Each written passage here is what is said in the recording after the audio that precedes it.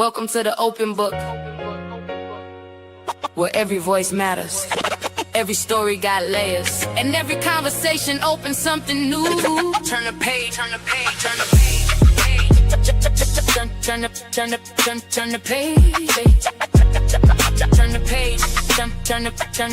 Turn the page. Welcome to the open book, where the real conversations flow. Turn the page.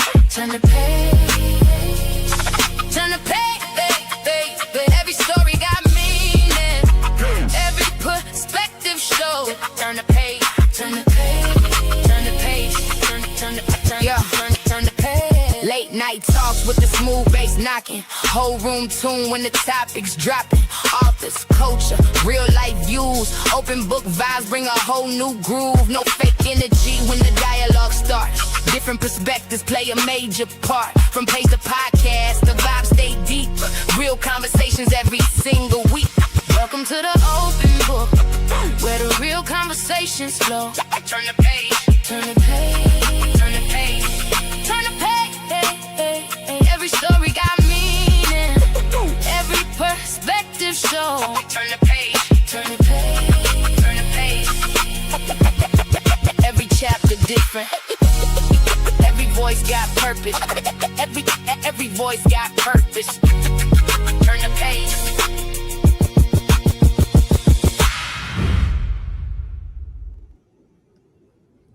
Good morning, good morning, good morning. Welcome to the open book. This is your host, Lakeisha. I hope everyone has had a wonderful Thursday. Y'all cannot believe we're on Thursday already. It seems like this week is going by quickly, but welcome, welcome, welcome. Make sure y'all tap that like button.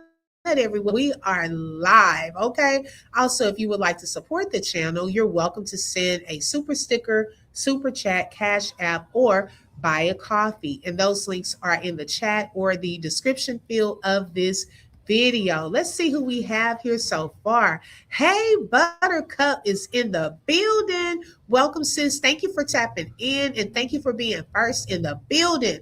Hey, my sis, T. Smith is in the building. Welcome. Thank you for joining, sis, this morning. Okay, honey, 5K, good morning. She said good morning and good afternoon. Is it afternoon? Okay, some places it's afternoon, I guess. This is a thankful Thursday. You are so right, Buttercup. Okay. And y'all, Buttercup is all the way from Patterson, New Jersey. Thank you for the heart, sis. I appreciate that. Good morning, Shamika. Welcome, sis. Thank you for joining. Cherry is in the building. So happy. Thank you so much for tuning in. Queen Shailene is in the building. Welcome, welcome, welcome. Miss Mabel. How are you, Miss Mabel? Thank you for joining. Shamika said, y'all, my 3-year-old niece is mad because the theme song that she sings went off. Oh, tell her, look, I'm jamming too. Okay, I think I'm jamming with her. I love it. Tell her thank you so much. Hey, Karen, welcome. Thank you for tuning in. Kamashir, welcome. Thank you for joining. Brown Eyed Girl is in the building. Welcome. Hi, Malibu Genies. She said, hey, I'm a new subscriber. Enjoy your content. And you know what? Thank you so much. I appreciate that compliment. And welcome to the Open Book family. We appreciate you being here. Y'all, we have some things to get into on today. Now, I don't know if y'all have heard my little video from yesterday, my short, where Jeff Metcalf is actually admitting that what happened with Karmelo and his son Austin was just a horrible mistake. Let me refresh y'all's memory, because Jeff is going to say he didn't say that this was this whole big murder plan and plot. Well, hey, it's coming from Austin's dad himself. Let's listen. I know what happened was terrible, and your son made a horrible mistake. I was hoping for. I know what happened was terrible, and your son made a horrible mistake. I was hoping for. Yeah, it was, Jeff. It really was a horrible, horrible mistake. And we're so glad that you felt that way and that you even wanted to pray with this family during their time, also going through something so tragic, and as well as your family also. Okay, so thank you for admitting that on a national platform, Fox News. Shout out to you all for capturing that moment that Jeff Metcalf admitted that he felt that it was just a horrible, horrible mistake. Okay. Good morning, sweetness. Welcome. Yes, Buttercup, that's him. Don't forget to smash that like button. It is for free. Now, y'all, when I tell y'all, yesterday I almost wanted to go live and just say, can everybody pause and stop? Okay, it is so many things going around right now that is so much misinformation. I mean, like, we can't be so like thirsty for things to go a certain type of way that we just start putting out anything. Okay, like, y'all really really verify things before you take it on as fact in this case, because misinformation can be detrimental, because then people start taking it on as fact, passing it here there, and y'all, it's a critical time period where Karmelo's appeal is now in full effect. And so I'm looking at half the stuff like like this lady. I'm like, where they see that at? Okay. I'm trying to see it too and find out what they looking at. Okay. I promise I was about to throw in my towel. I told someone yesterday, I said, I ain't throwing in my towel on Karmelo, but child, I need a break from YouTube and the shenanigans because I don't know what everybody looking at. Okay, y'all know y'all ain't seeing all of this stuff now. We just starting to add stuff, make up stuff, sharing stuff that ain't even valid. And I'm so sick and tired of seeing this fake toxicology report being shown and thrown around. Y'all, the reason I say that that's fake, okay, I know people were saying about the birthday, but if you like really really zoom in on the logo, that was the part that I looked at first before I looked at any of the other information. You have to zoom in on the logo. It's not even real letters. If you compare it to the logo on Collin County's website, in their logo, it shows Collin County. Okay, so I said, well, let me look at this one and see if it shows that. Like, y'all, people are trying to, and it's not all just the Metcalf side and Austin side of people. It's on the Karmelo side too. Okay, I'm just speaking because I'm seeing it in play, and I'm just telling my supporters, hey, y'all, we trying to verify things and be now. Yes, mistakes and human error on some stuff we may have shared or talked about may have been incorrect, and we just correct it. But if we know we haven't really verified something, please say allegedly. Please, don't take it on as fact until it can be verified. That's all I'm doing, because we don't want anything to hinder Karmelo's appeal. Okay.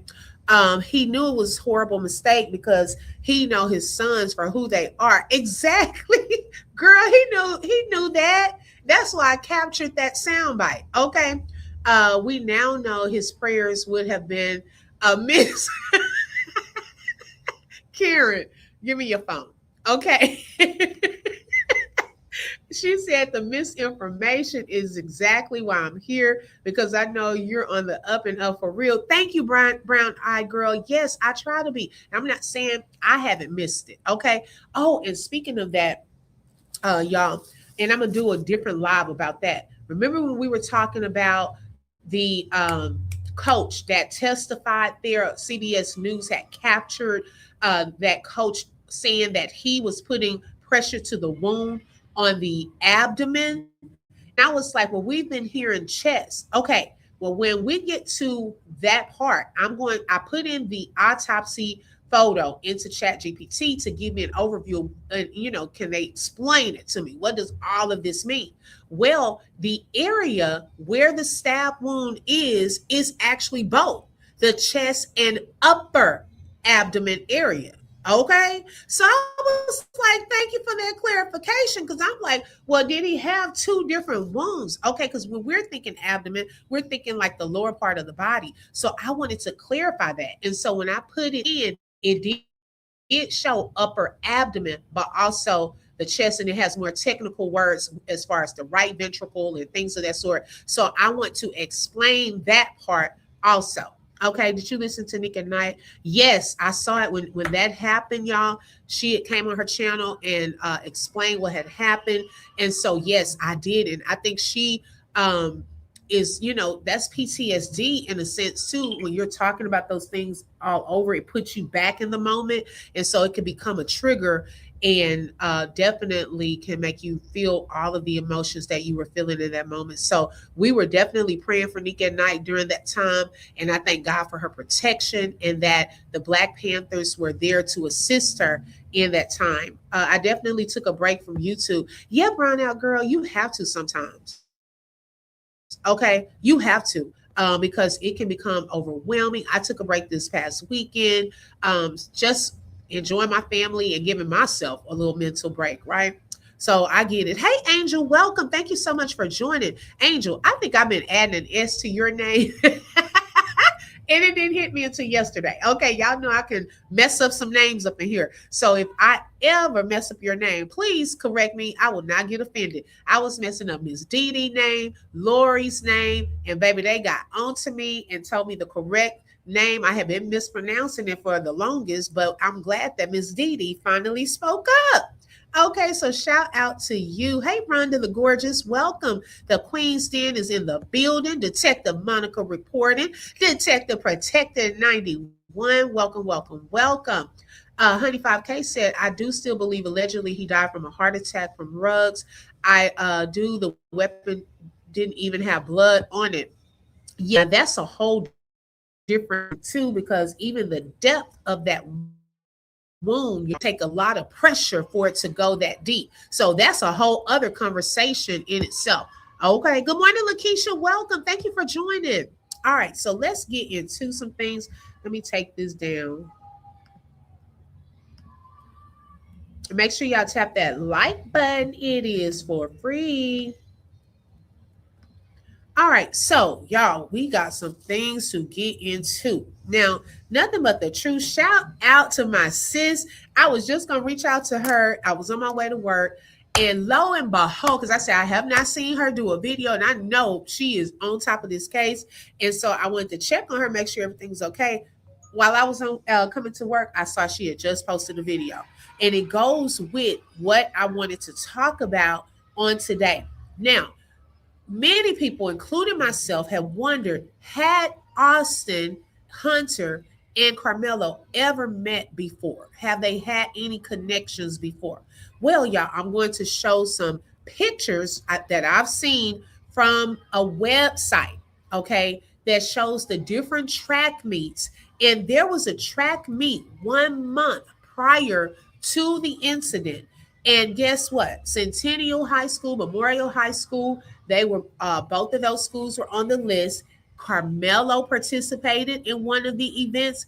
The twins participated in some events as well. So we're going to go through those. I also want to show you the coach's text message that was shown in court. Okay, because y'all, it's good to see things with your own eyes. I hadn't seen this before. So when I read it, I interpreted some things a little bit differently in the conversation that he was having with the boys regarding the whole leadership thing and so forth, because we've been hearing it paraphrased. So I wanted to see it with my own eyes, and we'll look into that.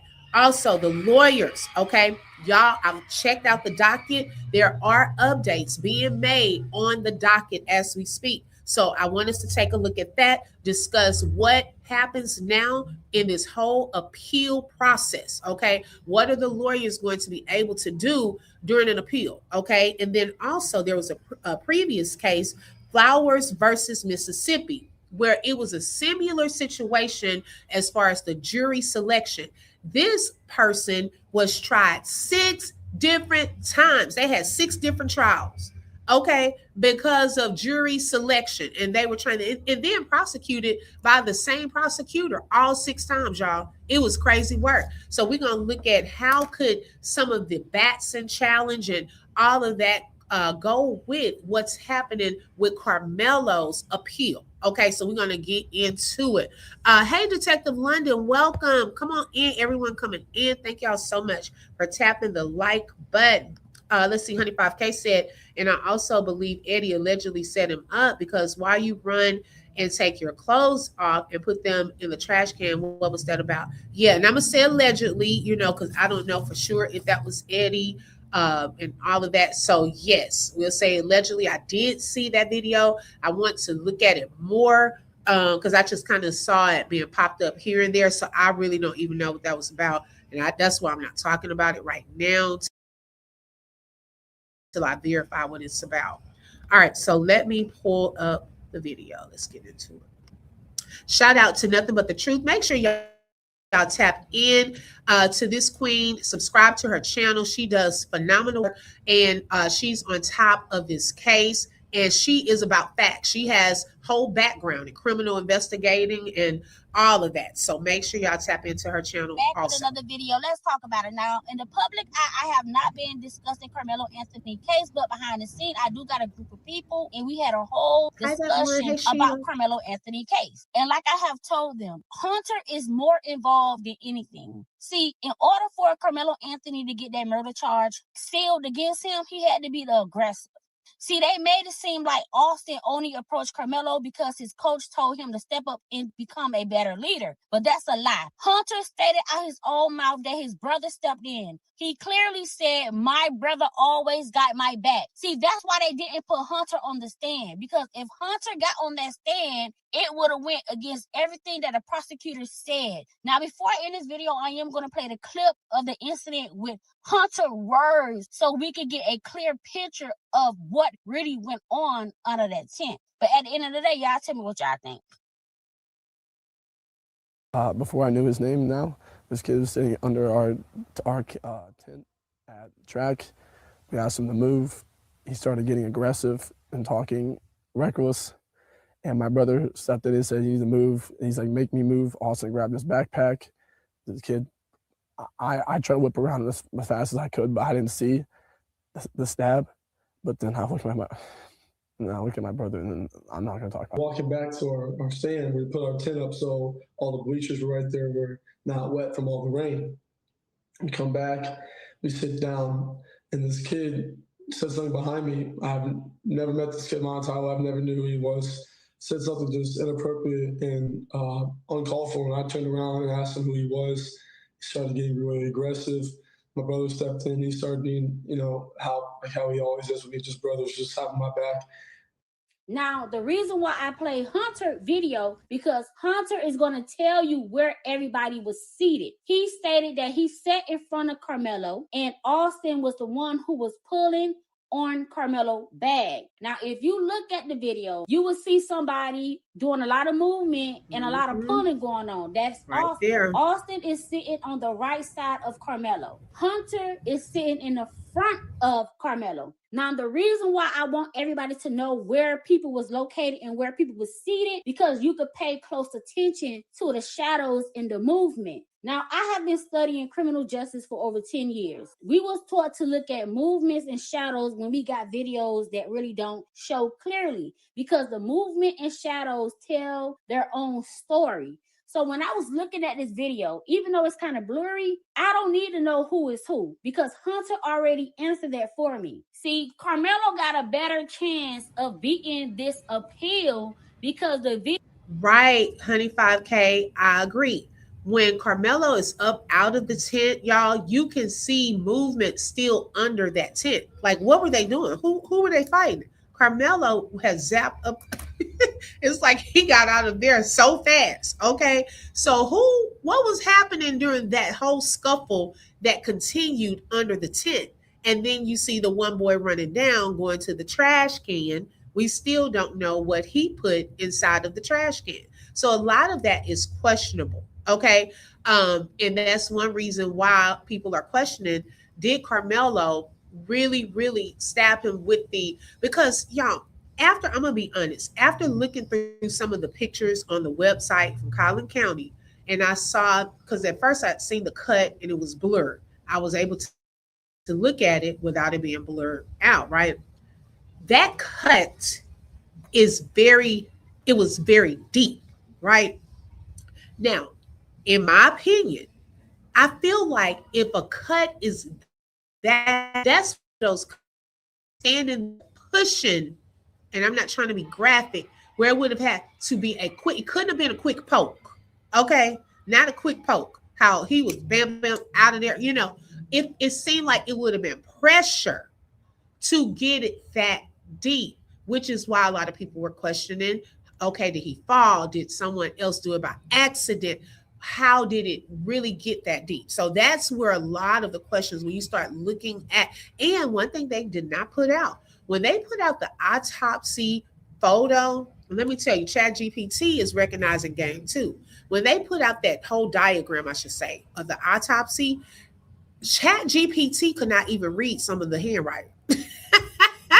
Okay, it even said we need the narrative. We need that medical examiner's notes. How are you going to release an autopsy diagram and you did not even release the notes that goes with it? Y'all remember, those of you who followed in the Tyrone Davis case, and when we got access to the documents, all of the records from medical examiners, the toxicology, the autopsy report, they didn't just send a diagram. For one, they sent the toxicology report. That was a part of the official public records. Then they sent the autopsy whole diagram of Tyrone's body. And then they also sent the medical examiner's notes explaining things that they got from the police department, the notes that they received from the hospital, their whole outline of when they received his body and what happened and all of that. Where's that info? Okay, where's that info? If we're going to release things, we need to release everything that should be public. Hey, Brandy, welcome. Okay, she said that's why he should have remained silent. He admitted to it. Exactly. But notice in both of those interviews, Hunter pauses at the part that's probably going to clear Karmelo. In both of those interviews, he would say, well, I don't want to talk about that part. Why not, Hunter? This is your time. That was your time to vindicate your brother. Why wouldn't you have gone into details? Those interviews were prior to the gag order. So if you're going to tell it all. You're supposed to be on the stand. You didn't even want to come and get on the stand while your father is calling out the Anthonys for leaving. And really, they were put out because the mom was emotional and the judge kicked her out. And you're saying that he was a poor child when you're trying to make the family look a certain type of way. Well, we're wondering, Hunter has all of this love for his brother. How come he wasn't on the stand trying to get some type of vindication for his brother? Okay, why are we not calling that part out? So your story, you never went into the full details of what happened. You always pause at a certain point. And I just want to know, what is the part that you're keeping away from everyone? Yes, it would have had to have been some force behind it. Okay. It seems like all of them had those tools allegedly. Karen, clock it. How many people had the tools out there? Someone allegedly said that they feel Hunter was the one that poked his own brother during that confrontation when Karmelo Anthony ran off. Now, the thing of it is, one of the coaches said that Karmelo had I told him to keep his hands, protect himself. I don't want to get it wrong. I was protecting myself. And the coach said Karmelo used the words, I haven't heard him on the body cam footage say directly, I stabbed him. So I'm wondering, from that coach, did he specifically say, I stabbed him? Like, what he admitting to? Okay. What did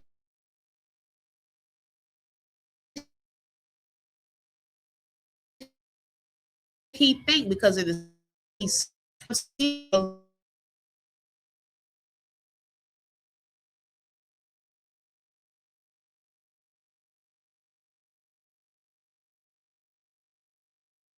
part.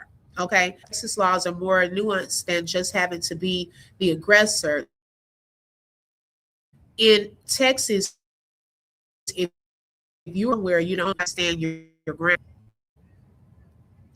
Now, I mean, that part, do we know for sure? Did someone, because one minute we're hearing that a coach was like, it's okay for Karmelo to sit over there. He had gotten permission. Then, it wasn't anything in writing at that time saying you can't sit up under other people's tents. So who is saying, because he was supposed to belong at the track meet, okay? He is supposed to be there. So we gotta say that part too. He was where he should have been. Now, whether it was under their tent, was there a sign out there to say no outsiders from this tent? He was trying to be in the dugout. See, we missed that part too. The coach who told him and his team they didn't have a tent. Okay, the coach who told Karmelo and his team to come up out of a dugout when they're trying to be protected from the rain. How come we miss that part? How come we don't really talk about that too? Because they weren't trying to be under their tent. They were trying to get out of the rain. That's the whole point. And that this is not to T. Smith's comment. I'm just saying in general. Um, my thing is, why is it such a big matter now if he's just trying to get out of the rain and just seeing a tent and allegedly someone called him over there? That's giving him permission to come sit there. Now, of course, that young man turned on him. Okay, is he going to admit that? Did they pull any phone records saying that, oh, well, he didn't text him? Did they prove that he didn't text him? No, they didn't show none of that. They didn't show any of that. We don't know for sure if he did or didn't. Okay, because they didn't pull their phone records. They talking about they just looked at his phone. Child, people can delete messages and do all kind of foolishness. Okay, because he probably dated. Let's see, Ka. Don't know what they were doing when he ran off in his head. He think he did something because they were yelling the whole time. Somebody else probably did it like the brother. Yeah, because they start chasing him. We don't know if they were threatening him under that tent with the doggone weapon. And did he push him? What was he admitting to? And then he took off and they start chasing him. And Austin started chasing him too. What were y'all trying to chase him to do? Because Austin started chasing him too, allegedly. So at that moment, you can't say, oh, we were just chasing him because he did it. Austin didn't know he had been cut, allegedly.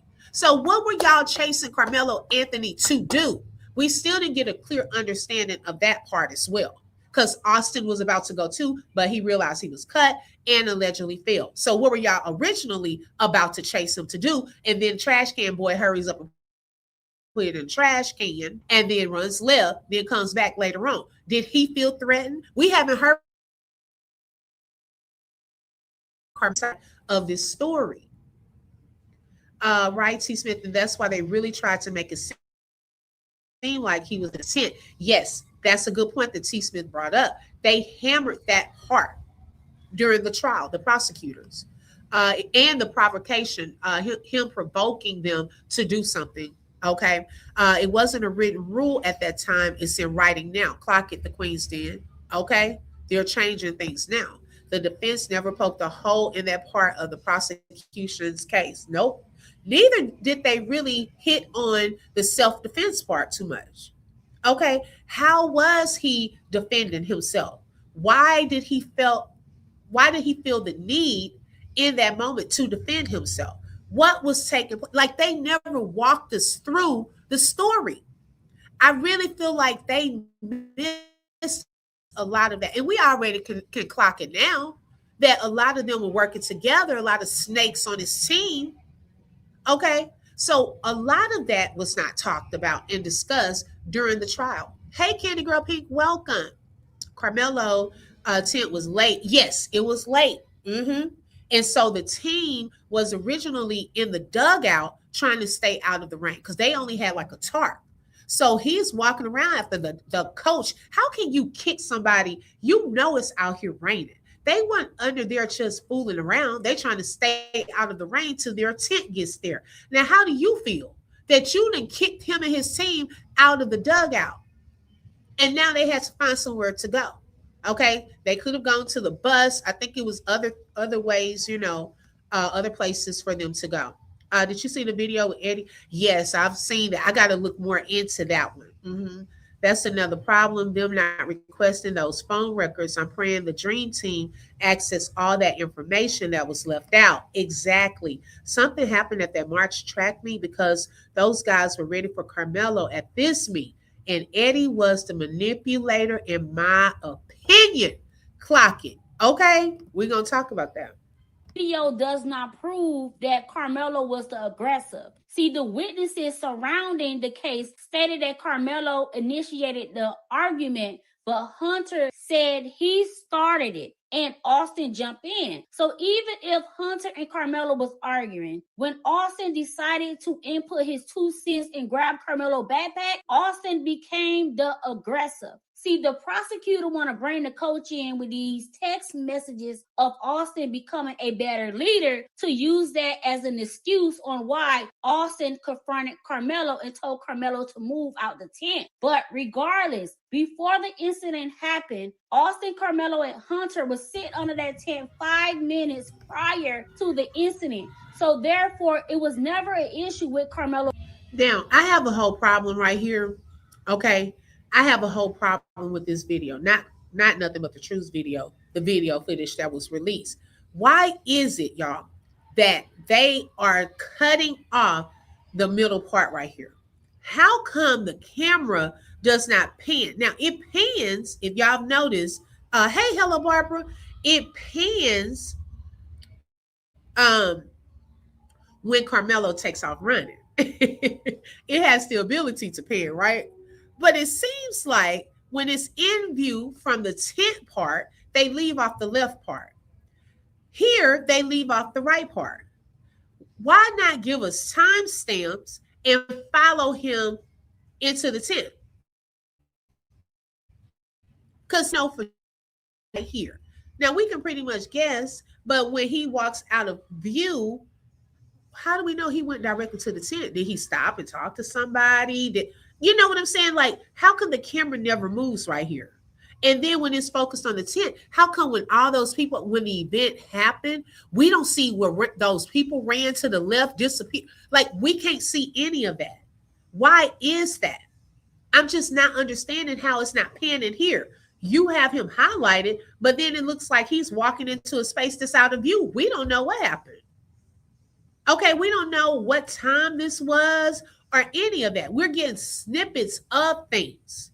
So if you can pan and move the camera to follow him when he takes off running, then y'all should be able to get the camera, pan it when he's walking to the tent. It cuts off right here for some reason. I don't know why. Being under the tent. It was an argument that pissed Hunter and Austin off to the point that they wanted Karmelo to move. So again, you got to realize this case was built off of lies to incriminate Karmelo, to make Karmelo the aggressive, to make it seem like Karmelo came to that track meet with the intent to unalive Austin. But that's not true. See, the state trying to make it seem like everything was Karmelo's fault and Austin was this good guy. No, Hunter started this confrontation. Hunter started it with Karmelo. Austin stepped in. Austin was not being a leader, but I feel like Austin was being a bully who tried to bully Karmelo out of the tent because Karmelo was saying something that pissed his brother off, and he always had his brother back, according to Hunter. So, again, if Hunter initiated the confrontation and Austin stepped in to have his brother back, how are they going to say Karmelo started the confrontation when Hunter started it? If you slow that video down and I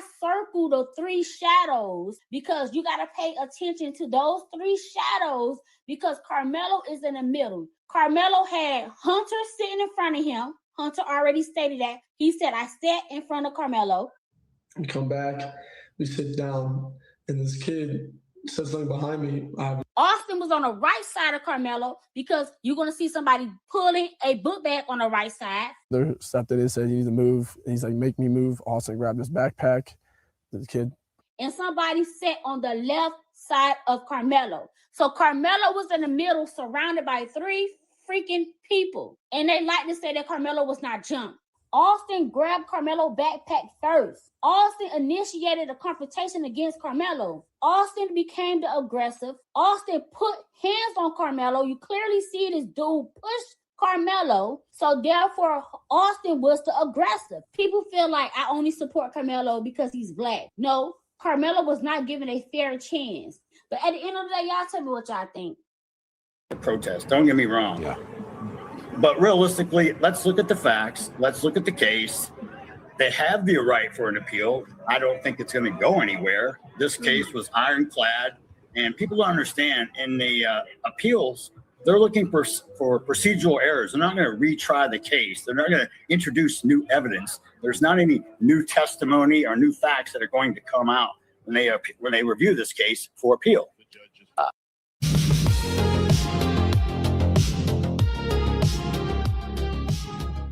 So y'all make sure y'all check out Nothing But the Truth. Okay, she has a variety of videos. And Jeff, it sounds like you are a little afraid of what they're going to do with this appeal. Okay, and we're gonna get into that appeal part as well. Okay, today, and where this can go. But in the meantime, Jeff, remember this is what you. I know what happened was terrible, and your son made a horrible mistake. I was hoping for. You said it was a horrible mistake. Okay. We're going to see you to think that throughout this appeal process. So yeah, I'm thinking, and also y'all don't forget to vote. Speaking of that, don't forget to vote. Hold on one second. Okay. Don't forget to vote in the poll today. Do you feel that Karmelo would get a fair appeal? Okay. Now, the Queen Stand brought up a great point here. She said it's two versions going. Twins and Melo sat there for a period of time. Version and authentically approached. I've been here too. And also, because this video is not so clear, I mean, we have to go with testimony that's been given. But it does look on the 15-minute video, okay? It looks like the twins go up there and have a seat. Then as you get like 2 minutes, I think I wrote it down yesterday, but I'll show y'all when we do that video. Then you see a figure walk in from the left. Now, this is why it would have been important to have timestamps in that the part where they're showing Karmelo coming up through the little opening right there into the stands. This is why all of that should have been one little loop. Okay, one video. You should have been able to track him at what time he entered into that tent, because it does look like someone walks by in the back and has a seat after the twins are seated when I went back and looked at it. But then again, if you have no one entering the tent when the twins come in there and they're just all sitting there at that particular time, they sit there for a little bit, talk, you can tell some time, a few minutes goes by, and then you see the commotion. So that's where these different versions are coming from, so that's why it needs to be one complete video, not chopped here, this side's chopped, all of that. That's why people are confused. But if you think about this, does that really matter? Okay, I don't care if he was sitting there before or after. We are talking about the focus of that trial is what took place. What happened to Austin? And was it considered self-defense as it pertains to Karmelo? Okay, so regardless of whether he was sitting there before, regardless of whether he was sitting there after, okay, the whole chain of events happened once he was in that tent. Let's see.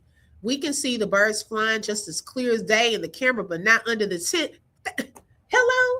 Hello. And I showed y'all the other day, if you put the pictures into Chat GPT and not the pictures, but if you say, okay, let me see what it would look like from the home side to the visitor side using a cell phone. Now, if you could get that part clear with the cell phone, how is it not clear with a camera? That's the part we're still not understanding. Okay, she said he was definitely jumped. That's not true. He never sat down in the CLE. What's CLE? Hello, Barbara. The corner store got clear. See, Anna, welcome. Sienna is crazy. She said the corner store got clearer cameras than Okay, how are you being cheap with technology? I'm telling you, I don't get it. Candy Girl Pink said they put hands on that baby, yet the raccoons want to jump into my comments to show aggression. Okay, come on now. Thank you, Buttercup. Jeff is going to mess around and end up with his behind on the stand when Karmelo gets when he gets this appeal. Now you better say that again. It is what it is. See, right now he's on a whole tour.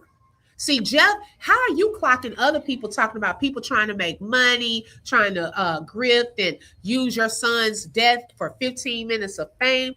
Jeff, that sounds like a narc little statement right there, in my opinion. Because who's on the camera every time we turn on Facebook or the news? You're doing interview here, interview here, interview here. Now you want them to call you for an interview at The View. No, they don't need to call you. Okay, for what? You really said enough, unless they're going to play clips of you from that whole rant, okay, that you did when you first started talking. Once you saw the gag order was over and you showed us your true feelings, okay? Sounds a little scared in this little interview. Oh, they can't, this case was ironclad. They can't do this. They can't, you don't know what them people going to be able to do. You sound a little nervous. Okay, they may uncover some of the corruption and cover-ups that y'all tried over 8 months to put into place and thought you had this thing sealed. Okay, signed, sealed, and delivered, that y'all were going to actually get away with doing all of this. See, they didn't know all of these eyes were going to be on this case and hold them accountable. Okay, hey, Deidre, Eddie is done. Baby, they said Eddie to moved allegedly. I don't know. Eddie feels the heat from where he laying in the bed right now. Okay, that the pressure is on. That's not true. The 4 boys never sit down. That's where it's edited. That's why it's edited. Someone needs to tell Jeff it is not justice if the right person is not charged and convicted. Oops. Okay, Shamika. How could that person have been Karmelo walk in if it doesn't show him and Eddie dapping it up? Well, I can't really see under their protected 91. I'm gonna be honest. Like, I cannot. This is my own honest opinion, y'all. Until I can see a clear view of what is taking place under that tent, to me, it's all alleged. Because, baby, the way people is calling it out like it's facts, this is this person. I'm saying for me, I can't see everything. Now, I can pretty much, guess, and I like how Nothing But the Truth was circling the people and talking about this is this based off of what was said, what Hunter said. But if I was just to look at that, child, I'm going to be lying to y'all if I could say, oh, yeah, I see this person. I can't see the blobs. It's so heavily pixelated. Okay, but we can see when Karmelo, because of his jacket color, pops up from under there and all of that. You can see the movements. Like, we can see those things, but it's not clear. Like, when they walk in there, we can see, oh, that's Austin. Oh, that's not, like, we can't see them like that is what I'm saying. We can't fully see their faces or even the outlines of the people. They're not distinct enough, if that makes sense. Hey, Mama Magazine. I'm thinking Melo and others were already there. The twins walked in and immediately went to Melo. I don't think it was too much time for all that arguing and then asking him 15 times to leave. Hi, phenomenal Scorpio. Welcome. Like he's a damn celebrity. Okay, Monica. I think it was blurred out because that wasn't the event taking place, but they want us to believe it was. Now, I think it was the event, yeah, because of how Karmelo, like, based off of the testimony in court, we could see the coach hugging him freaking out, like, based off of the words, it kind of matched what was happening there, even in the aftermath, him taking off running. And some of the other witnesses that went to see the actual video, they did discuss that they saw some of those things too. He is very nervous, right? Jeff a little too excited to be doing press. Come on now. Shouldn't you be doing, I don't know, morning? Come on, Sienna. She gonna call it out. Jeff doesn't need to go on The View. He might get a whooping. Oh, baby, Sonny is ready. She already had her notes. Okay, she had word for word what Jeff had said. He didn't like that, though. He didn't like that Sonny called out what the other news reporters are not. He didn't like that. That's why he got mad. Okay, Yeah. Shout out to Shamika for the super sticker and for being a sponsor for today's live. Well, I saw this on the 15-minute video. Hello, Barbara. That's the part I was referring to. Mhm. Good morning. Yes, there is hope. Now, y'all, let me show y'all this. Okay. Um, Now this here was a track meet. This was March 22nd, 2025 at Lobo Stadium there in Little Elm, Texas, which is also in Collin County. Okay. Now, notice here that Frisco Centennial High School for Frisco, Texas, they were attending this track meet. Then also Hunter and Austin School, they were attending this meet too, which is Frisco. Sorry, y'all. Frisco Memorial. Okay, so they were also at this Lobo Invitational 2025. Okay, this is 1 month prior to the incident. Okay, now to go even deeper,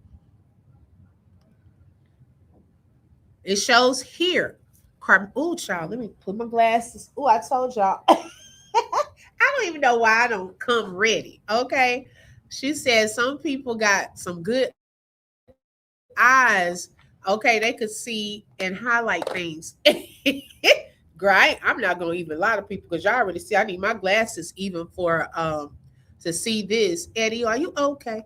Shout out to Black Butterfly for the super chat and for being a sponsor. She said what they didn't realize is the internet is undefeated. Clock it.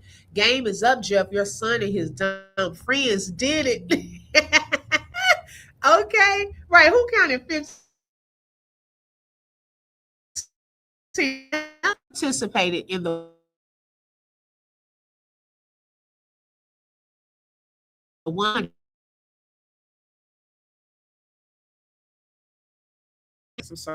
Okay,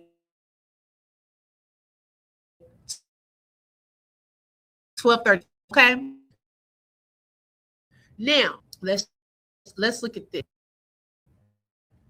The twins competed, but in different events. Competed in the discus. Okay, he was 12th place, and then Austin competed in the shot put. Okay, they were at this event together a month prior to the incident. Okay, Heidi, she said I had something can get it through IG. Okay. Got you. Okay. Hey, Angela. So this was 1 month prior. Now, what we don't know by this is, were they aware of Karmelo there? Did they all see each other there? Were there any conversations there? But what we can tell by this is they were at the same meet a month prior.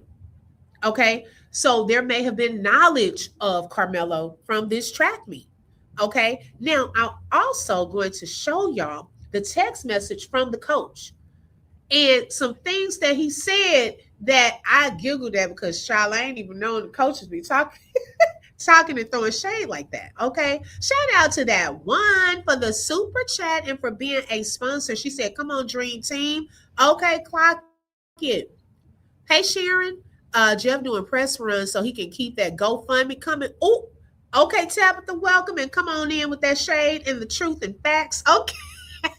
he want those dollars while we clocking what the Anthonys are doing. I don't hear a lot of clocking of what Jeff doing with his GoFundMe funds. Okay.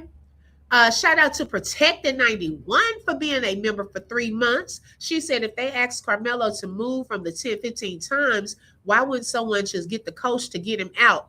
Ooh, that makes too much sense. Maybe all of the coaches were on the other side of the field. I don't know what they were doing, child.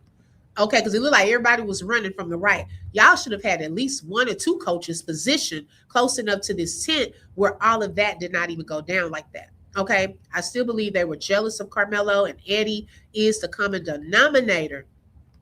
Okay, Hunter was JB. Interesting.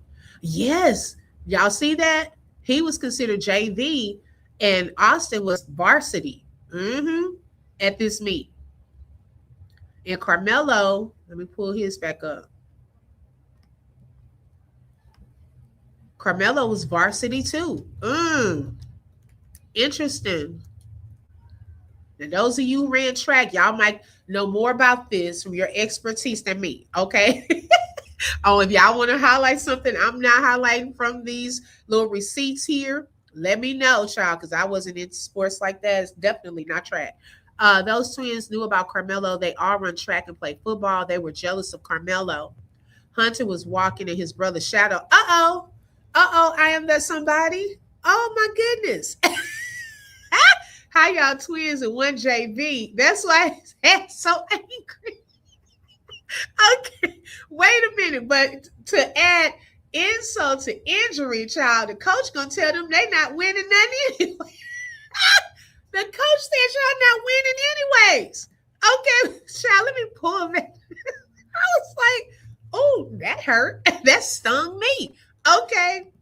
Shout out to Protected 91 for the super sticker and for being a sponsor for today's live. Thank you so much. Okay, let me pull up this screenshot. Okay, let me make sure y'all can see it. Let me make it bigger. Now, this was in the evidence, y'all, okay, from Collin County website. And these are exhibits that were shown during the trial. Okay, so it looks as though the coach here was talking to one of his other coaches in this text message, okay, because it said back on Saturday, what date was that? March 22nd. That was of the track meet of the one I just showed you all. He was telling the other coach, can you tell Austin to put on his black shorts? Okay, so he was sending a message, I guess, to Austin's coach or one of the fellow coaches working with Austin. Can you tell him to put on his black shorts that day, March 22nd? Okay, I want the detectives, y'all taking notes, y'all clocking stuff, okay? The only thing bothering me about the appeal, he could be sentenced to more time, I should say, more time, like a life sentence. The lawyer knows that. That's why they build this great team. I pray they remove the judge and no jury. Do you mean another jury or no jury? Okay, thank you. Welcome, Angela. Thank you for that. Okay, so then, y'all, after that, it looks as though Saturday, March 22nd, the time is a little blurry when they uploaded this and so forth, but it says, can you send this to all of our throwers? Okay, and who was throwing? Let me go back. Who was the thrower? That was, let me remove this. Is that the discus shot put? Is that the shot put, y'all, or discus? Which one would be the thrower? Shot put? I told you I'm not in. I'm trying to picture what those look like. The throwers. Carson testified knowing he hid evidence. Black Butterfly, not you calling them out by name. She done gave Trash Can Boy his whole name. Okay. Look, one was the discus and one was I think it's Austin. Okay, the throwers. Okay, that's what I'm thinking too. The shot. Okay. All right, so let me bring it back up. Both. Oh, both are. Okay, so let's see what else he said. Let me remove this. Now I have to go and look up which one shot put, and then the other one. Okay, so I think so good. Thank y'all. Thank you, Mama Magazine. So then he says, can you send this to all of our throwers? Okay, so hey, that's all of them. He said, this is the message he wanted the other coach to send. You guys keep leaving early, so just know you guys are probably not going to the district meet. They weren't supposed to be going anyways. Now, who was supposed to be there? See, Karmelo was supposed to be there. Y'all wasn't even supposed to be there anyways.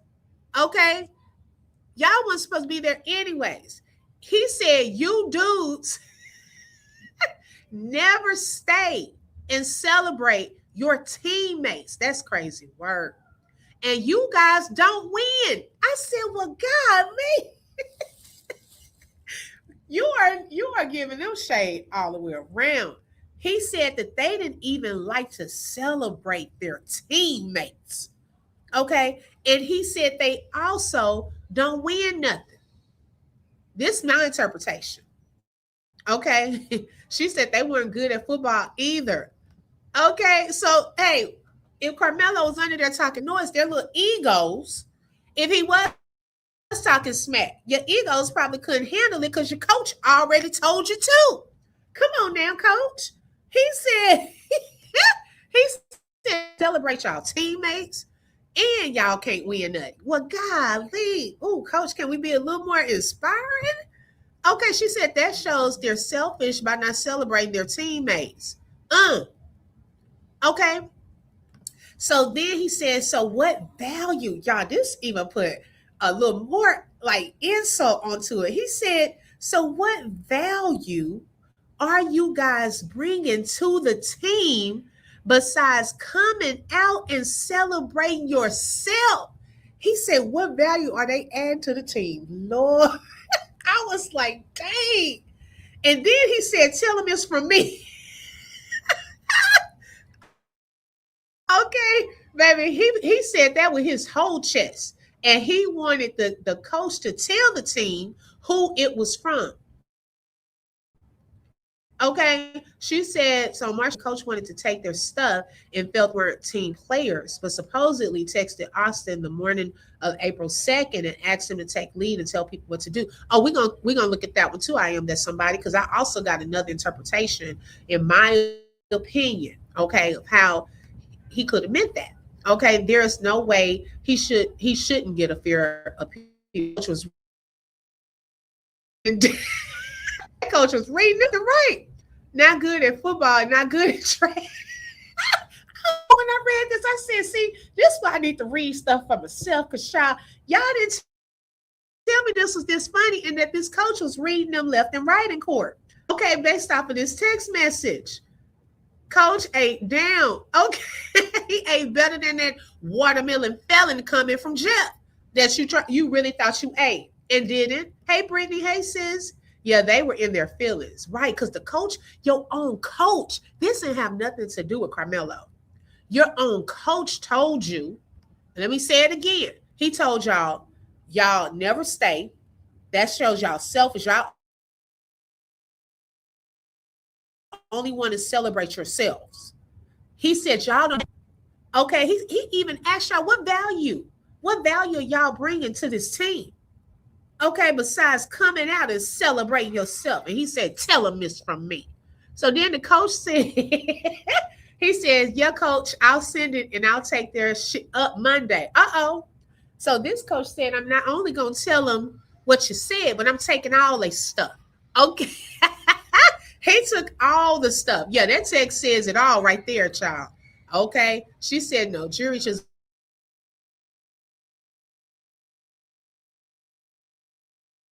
videos and facts. Okay, I'm Coach Star. That this coach sent it to the Warrior. Hold on, where is the? Okay, he sent it. I guess they had a little group called the Warrior Throwers. Okay, he said we'll take Noah and Ramir to district first, y'all. That's who he wanted to take to district. He said, I'm gonna take all this up Monday, and we're gonna take Noah and Ramir to district. So then this coach sent Coach Star's message, and he sent that to the group called Warrior Throwers. That was the name of their group. Okay. So he said, and he copied and he copied and pasted the message. You guys keep leaving early, so just know you guys are probably not going to the district meet. You dudes never stay and celebrate your teammates, and you guys don't win. So what value are you guys bringing to the team besides coming out and celebrating yourself? Okay, makes it a little bigger. from Coach Baz. Okay, so his name is Coach Bass. He was sending what Coach Starr said. Okay. Now, here then is a message on April the 2nd. Okay.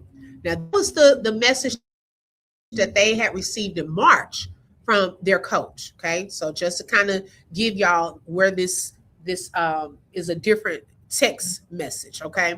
Let me see what y'all saying. I ran track in high school. Austin got a sympathy placement. The seniors usually automatically made varsity if they can do the bare minimum. Hunter must have been super trash to get stuck on JV. Oh, well, is the coach lying or not? Okay. They just big and sorry. Can't even be a team player. Okay. She said, did you see where the mother addressed the email leak of the incident with the cheerleaders? I haven't seen that yet. They were only good at bullying others, feeling entitled and thinking they're grown by telling Karmelo to move from the tent and no telling who else they tried to boss around. Exactly. Shout out to Sharon for the super sticker and being a sponsor for today's live. Thank you so much. Melo did probably say y'all he probably said y'all team is trash. And they're still nerve. Because you know that as boys, the queens did, as boys, okay, you are in some type of way if your own coach told you sorry, okay? And you weren't even originally supposed to be there, okay? They done took your stuff, all of that, okay? Now, here, it seems like, you're going to kind of give them a little sympathy and let them come. Karmelo had every right to say that. They said just the other day, Centennial High won the game this past week. Oops. Austin and Hunter thought their own football team was trash. Girl, no. She said they thought their own team was trash, according to what the mom said, referring to the cheerleader situation. That the cheerleaders probably felt like they were trash. Your own coach said you were.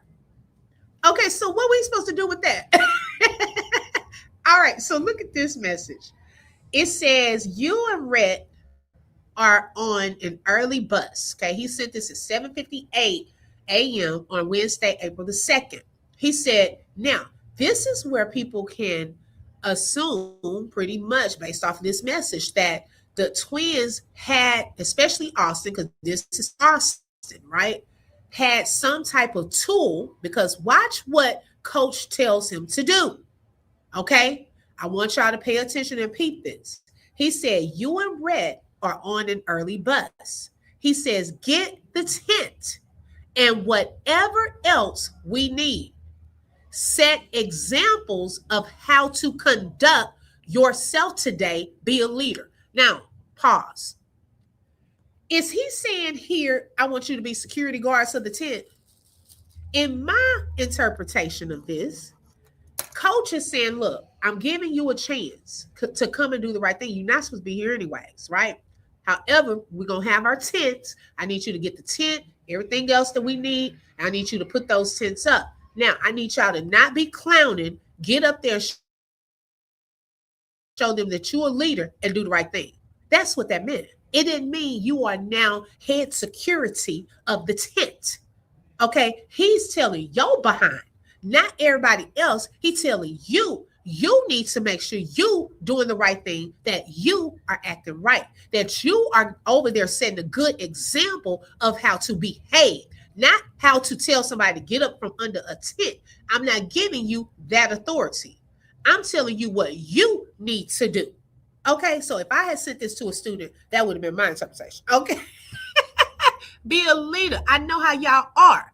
Okay, so I need you to be a leader. Even when my own children have gotten into trouble. And I say, look, don't be a follower, be a leader.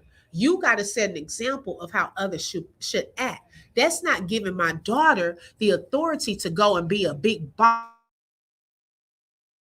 and telling everybody what to do, because you're a child too. Come on now.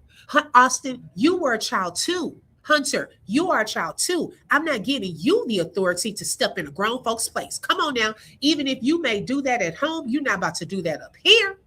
I'm telling you, get the stuff, put up the tent, and sit down somewhere. Act like you know how to act. That's what I'm telling you. Not be head, top flight, flashlight, security of the tent. So where we getting that from? Okay, hey Becca, welcome. Where we getting that part from? And you know the whole thing's supposed to be there, right? They have been hearing jokes all week. They knew Karmelo was a good athlete, and they had a body. Right. They had the size, they had the weight, things like that. He had the quickness. Come on now. He had the skill. We watched that boy on another football event. What was it, 2 weeks ago, in one of those videos? He knew how to communicate with his team. He knew how to celebrate. Come on now. His team and not just himself. They saw that. Yeah, coach telling them to act right, not to be head security of a tent. Why did the prosecution think they ate with these text messages? Child, if I was on the defense, I'd eat this up. He not telling y'all to be security.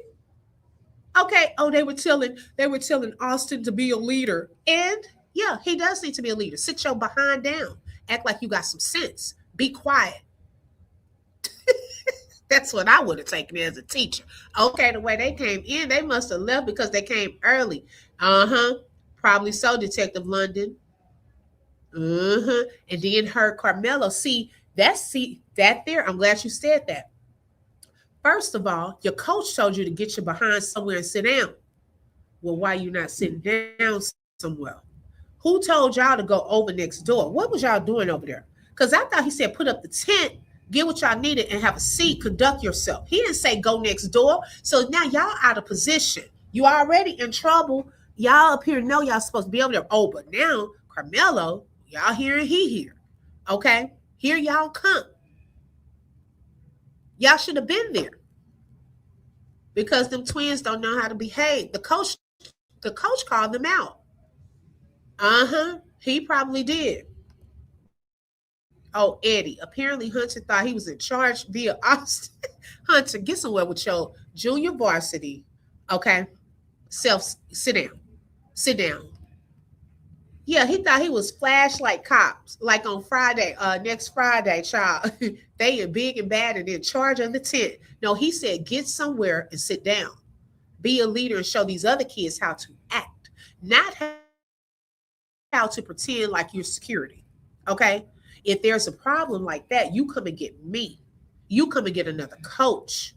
You don't sit here and tell another student what to do. You don't even want to celebrate the ones on your team. And you're definitely not winning none. So you really need to be quiet. That's what he's saying. Okay. If the coach told him to be in control of the other students, then the school and coach are liable. Clock and protect the 91. Okay. The fact that he even had to tell him that says a whole lot. Come on now. Okay. That's the pep talk I have with my toddler every day before school. Do the right thing, mind your business, and don't get in trouble. My baby 5. That's what this coach is saying. Okay, so then he says, I need you and Rhett to hold us down. I will be helping with hosting the meet, so I'm going to lean on my older guys. So he's telling them, look, I'm leaning on y'all, I'm depending on y'all to do the right thing. Because you got to consider, these are seniors, juniors probably under there. Like y'all, coaches shouldn't have to babysit y'all, okay? They shouldn't have to babysit y'all, but because this is a school event coach, y'all still got to have some eyes in place, okay, on the kids, because y'all are responsible as coaches and the adults. Y'all are really in charge. Regardless if you're hosting, you should have had some backup coaches, someone to help, okay, someone to help you handle this thing, okay, have someone over there, a parent, chaperones to look out. Should have been everybody on the right side of the field, pretty much out of ear view or eyesight view. Okay, so he was dependent on them to be over there and do the right thing. That's what that was, not to be security of the tent. And then Austin says, for sure, coach, got you. Okay. And then Thursday, April the 3rd, the day after Austin had passed away, coach had sent a text. He said, love you, man. Sorry I didn't say enough. Okay. So I wanted to just clarify some of that and show you all that in those text messages, it was not necessarily about him being in charge and being security wise, but being a leader and setting the right example for his fellow teammates. He had not even been celebrating his teammates, according to the coach. Okay. They were busy celebrating themselves, leaving early. That's disrespectful too to your team. If you want to be the so-called leader, you got to show the right behavior. You got to show them I have good sportsmanship. I'm not just gonna do my thing and get up out of here. See, they thought they were really privileged. Okay. Oh, we going fishing. I'm gone. I'm gonna let y'all finish. Come on now. You need to stay and sit this thing out. Celebrate them like they here to celebrate you. He's trying to teach them other things. See, when I had GT students, they are smart, very smart, quick wit, all of that. But guess what I had to teach them? I had to teach them communication skills, how to talk to people. Because sometimes when you think you know it all, you can be very snide, okay, very rude, say things in a nice, nasty way. So I have to teach you how to do effective communication. You have to sometimes teach them how to celebrate others. They want to be celebrated. They're so like, I'm all this. I always get A's. I always get in the 100, the awards. But what you gonna do with the one who this is their most improved? You gonna celebrate them too. Okay, so you got to teach them how to celebrate others. It's other things about life than just being good on the field and being smart. Okay, you have to develop your character. So as a coach, you're not only teaching them the different plays and strategies, but you're teaching them other skills needed for the whole person. Okay, your whole character and how we do this thing as we grow up. It wasn't uncommon in my state to be mingling among the tents. They literally tell you, scouts, watch how you interact on the track and in your tents. Okay. Yeah, and keep your head and hands to yourself. Okay, I'm telling y'all, that's what he was telling him, in my opinion. Hey, Tabani, welcome. Jeff said Hunter would have Austin jump to his defense. Right, right. She said he didn't ask you to be head of security. Girl, that's what he was acting like. The coach had to give them the pep talk like you give your kids before you go into the store. And they still asking for stuff. Okay, don't go in here, don't ask for nothing. I ain't got no extra money. I'm just going in here and getting X, Y, Z. Don't go ask for nothing. Then you get in the store. Well, can I have this? Can I have? Oh, didn't I just say, oh, son, don't ask for nothing. Okay. Yeah, okay, coaching them in the courtroom. Uh-oh. Okay, disrespectful and self-centered child. All right. Now, y'all, let's get into, let me take these down right quick. Make sure y'all tap that like button. Let everyone know we are live. She said Jeff apparently don't know his own kids. Oops. Well, he wasn't in the house, so latter part of their lives, probably not.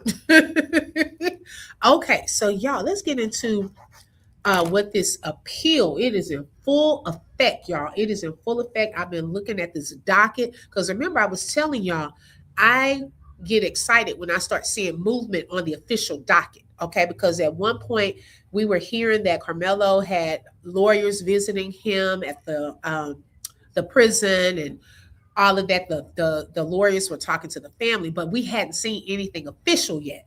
Even when this came out, I was excited, but I'm like, when is it going to be updated on the docket? You know, that these lawyers are now a part of his appeal team. Also, y'all, don't forget to vote on the poll. We'll talk about the results towards the end of this live. Yes, keep your hands to yourself. Right. Everyone, please hit that like button. Thank you, Mama Magazine. Subscribe to the channel, turn notification bell on, and share this live. Show some support. Thank you so much. I appreciate that. So let me show you all the docket.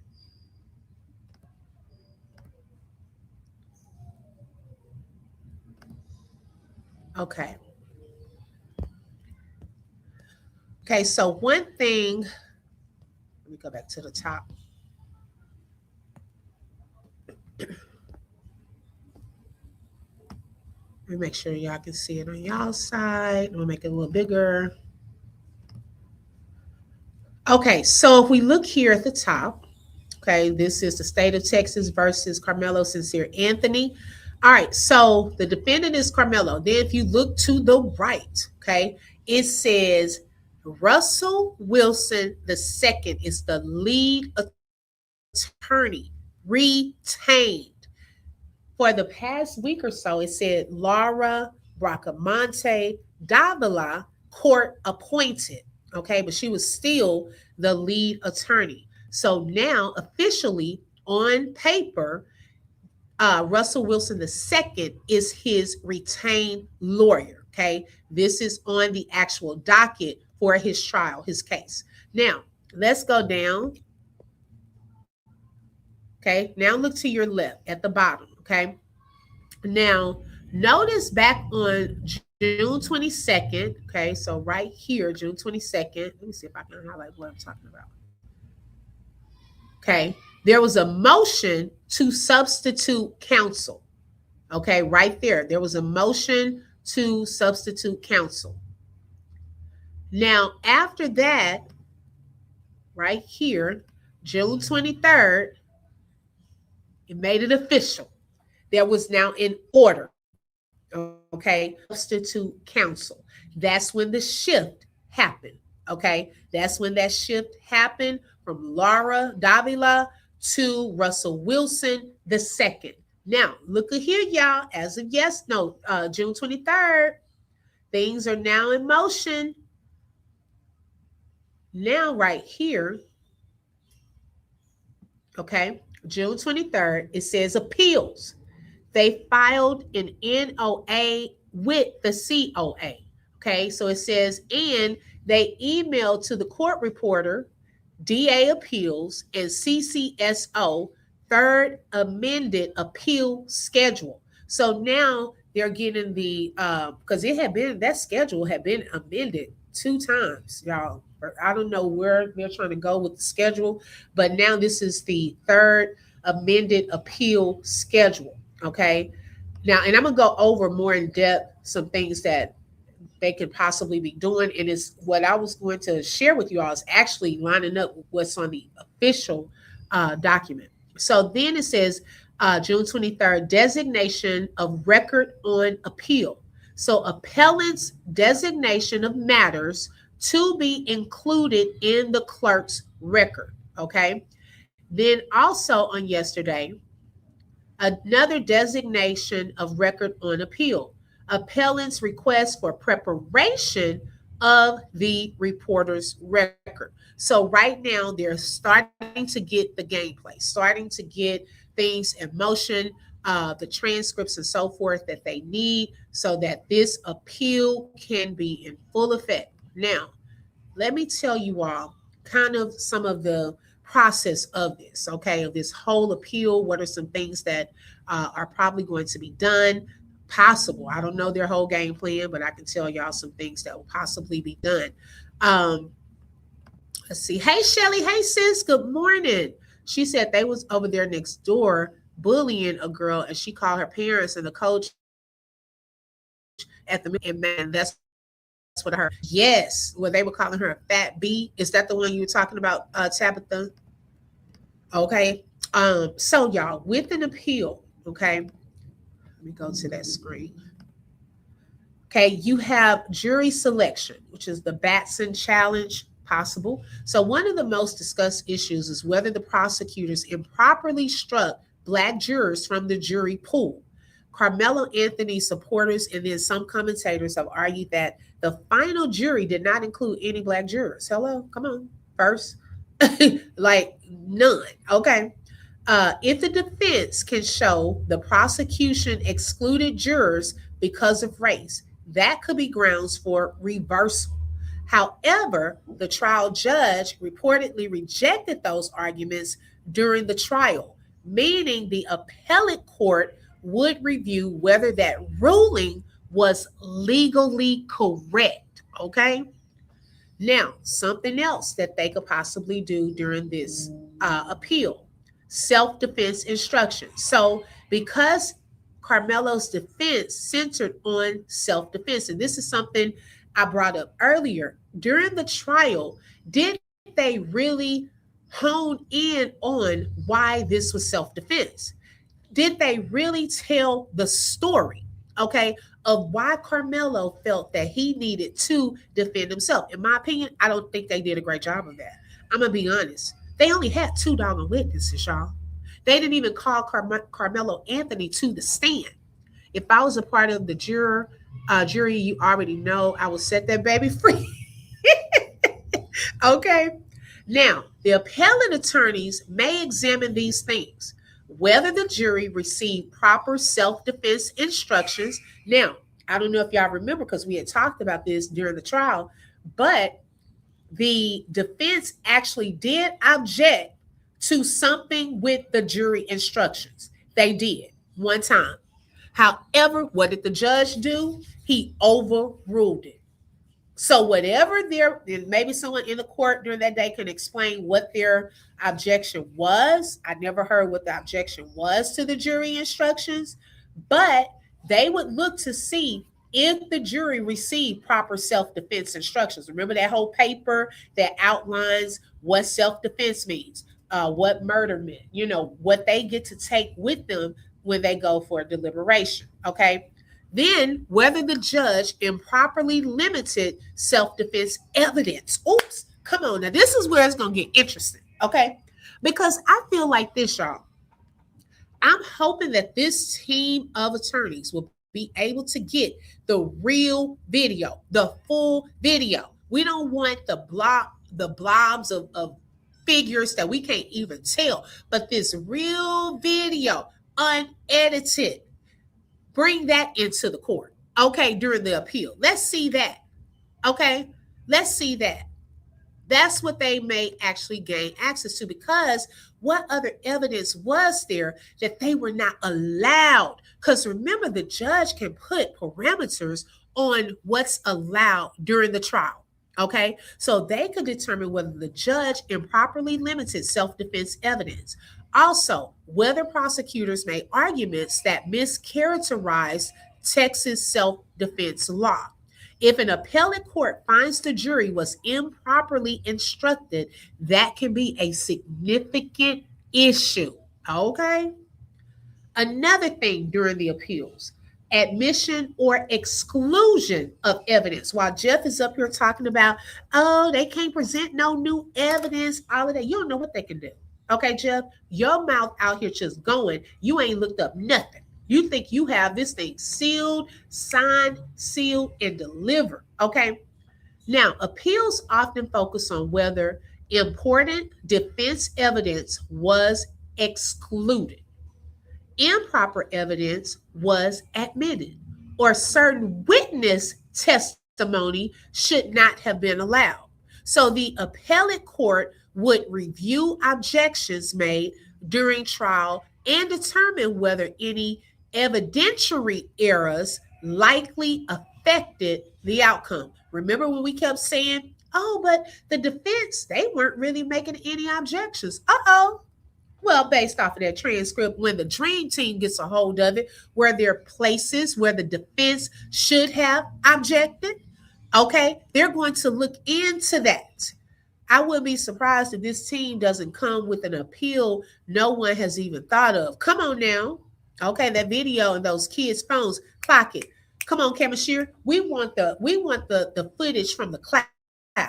We don't want to see a cell phone child. We want to see what's been deleted.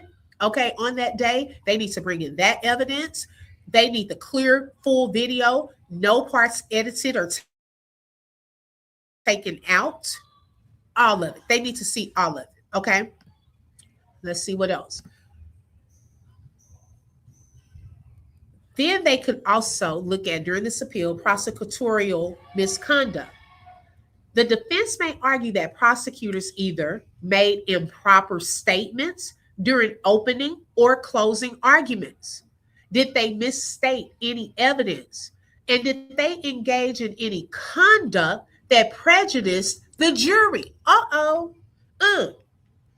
So the prosecutors, they will look at their actions, y'all, during this trial and really clock the things that were stated.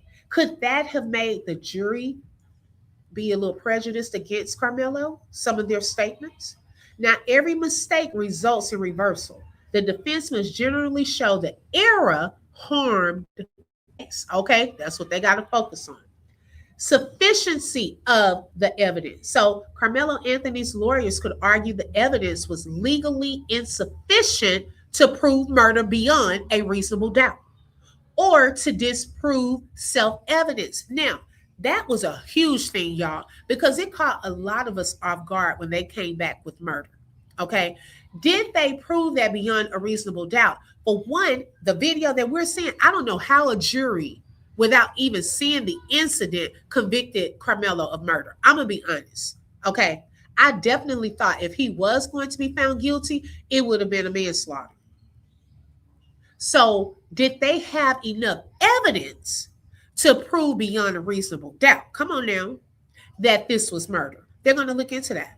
This is a common appellate argument, but appellate courts typically give great deference to the jury's verdict and view evidence in the light most favorable to the prosecution. So we're going to see any sentencing issues. They're going to take a look at his sentence during this appeal process.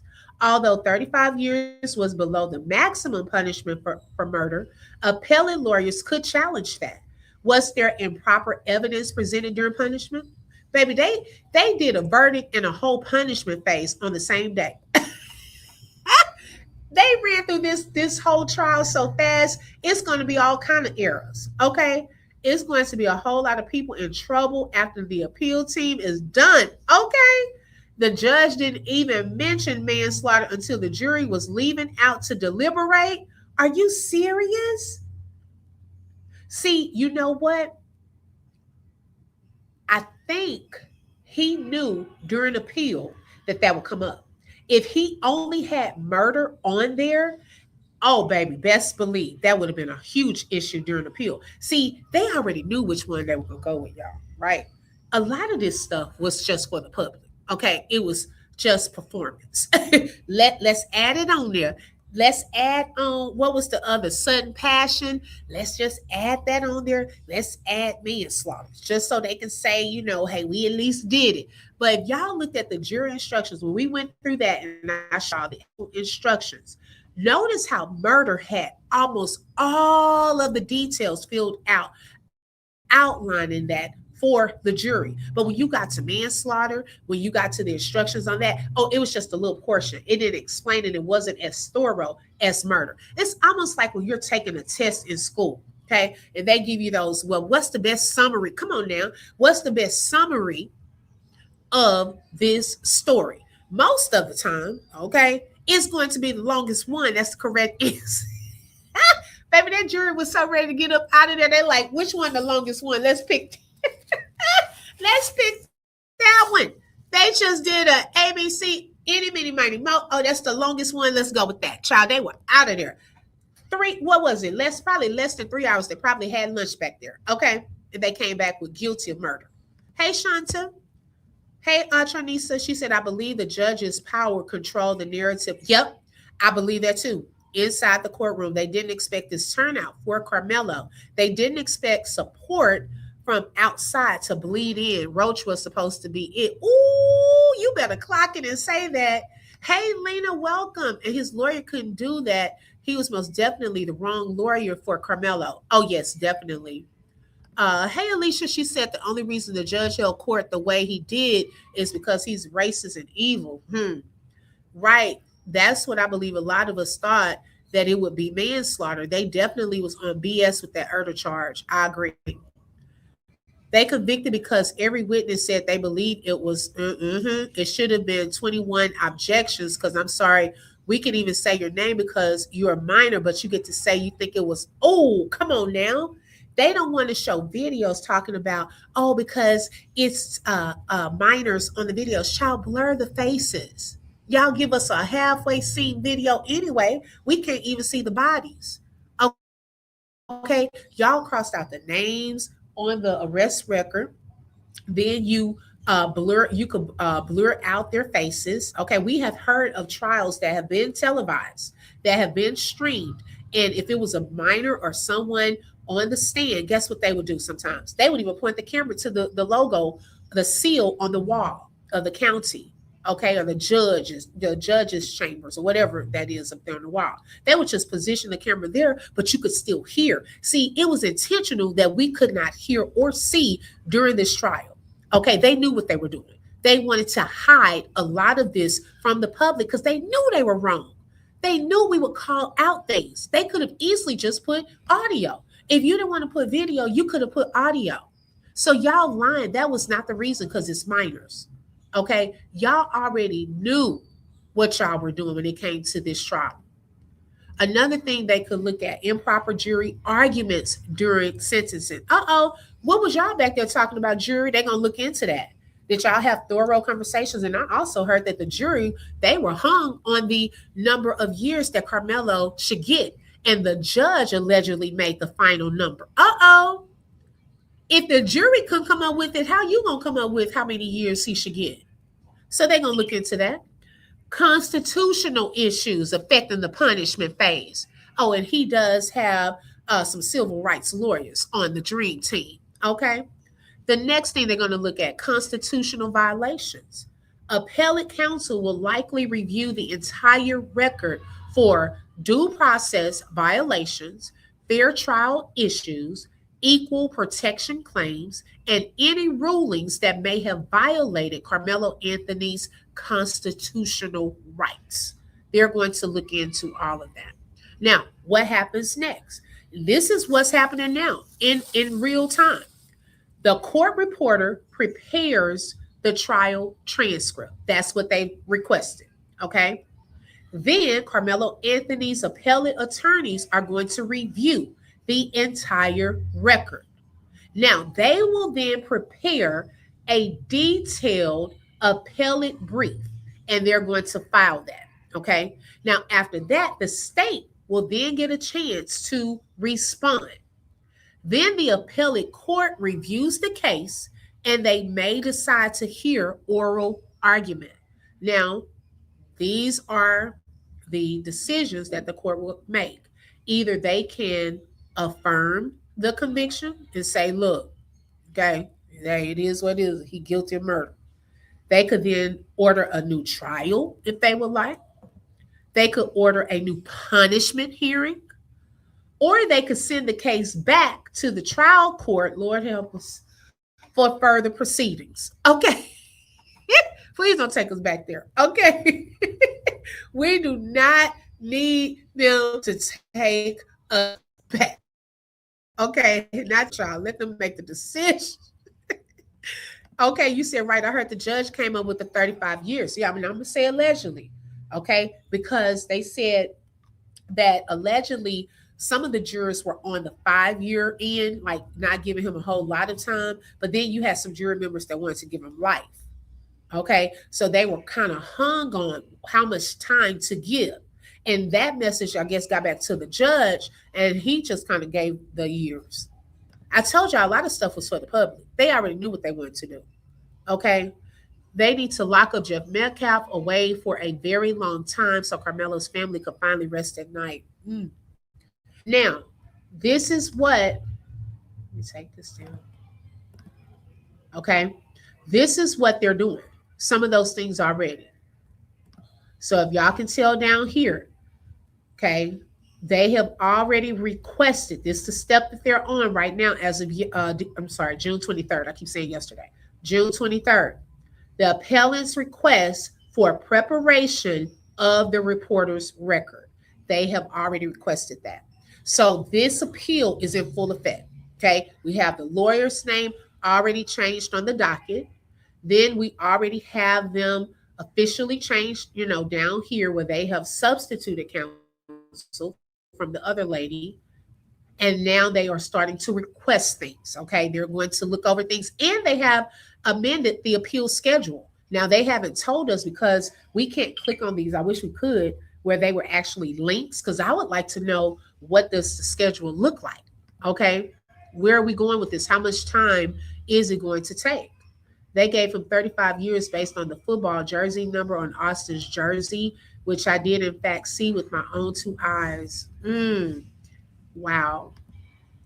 No impact statements were given because the sentencing is usually done much later. That's why only his mother spoke. They didn't have time to get the rest of the people there in hours. Oh, that's a good point. It is what it is. Oh my gosh. Because we were like, well, why no one else spoke up? Oh my goodness. And she didn't really even have a chance to, because you got to think about this, y'all. You're already probably emotional as a mom because you just heard your son is found guilty of murder. So she's probably somewhere trying to get um trying to get herself together because she's dealing with that blow. And now you have another blow to you that now I got to go in here and I got to speak up for my son because they're about to sentence him. And all she probably had in her was, y'all, please have mercy on my son. She didn't even have a chance to prepare her statement yet. Okay. Let's see. And it should have been dismissed for the simple fact they had a barbecue with the witnesses before the trial. Okay, that is suspect. Okay, hey Tanya, she said the number was 11. I saw that number 11 too, but see, I can't counter what other people are saying because I haven't seen the 35. I was thinking he gave 35 because half of that would have been 17, the number 1 year for each of year of Austin. So I don't know. I don't know, y'all. I did see when they were taking the picture together, his number was 11. They had time. They want 2 old jokers. That's crazy work, man. All of this just insane, right? Now there is another. Let me pull this up. There was another case, y'all,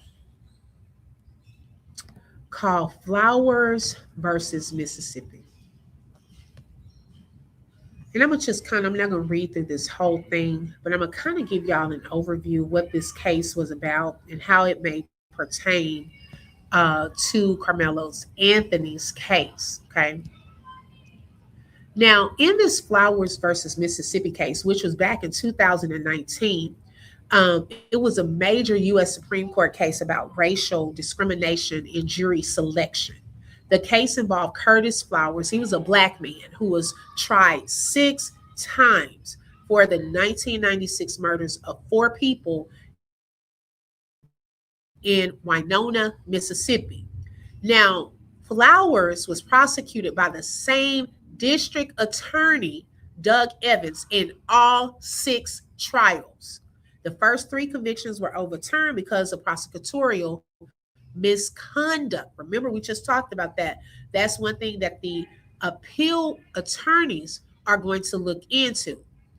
2 later trials ended in hung juries.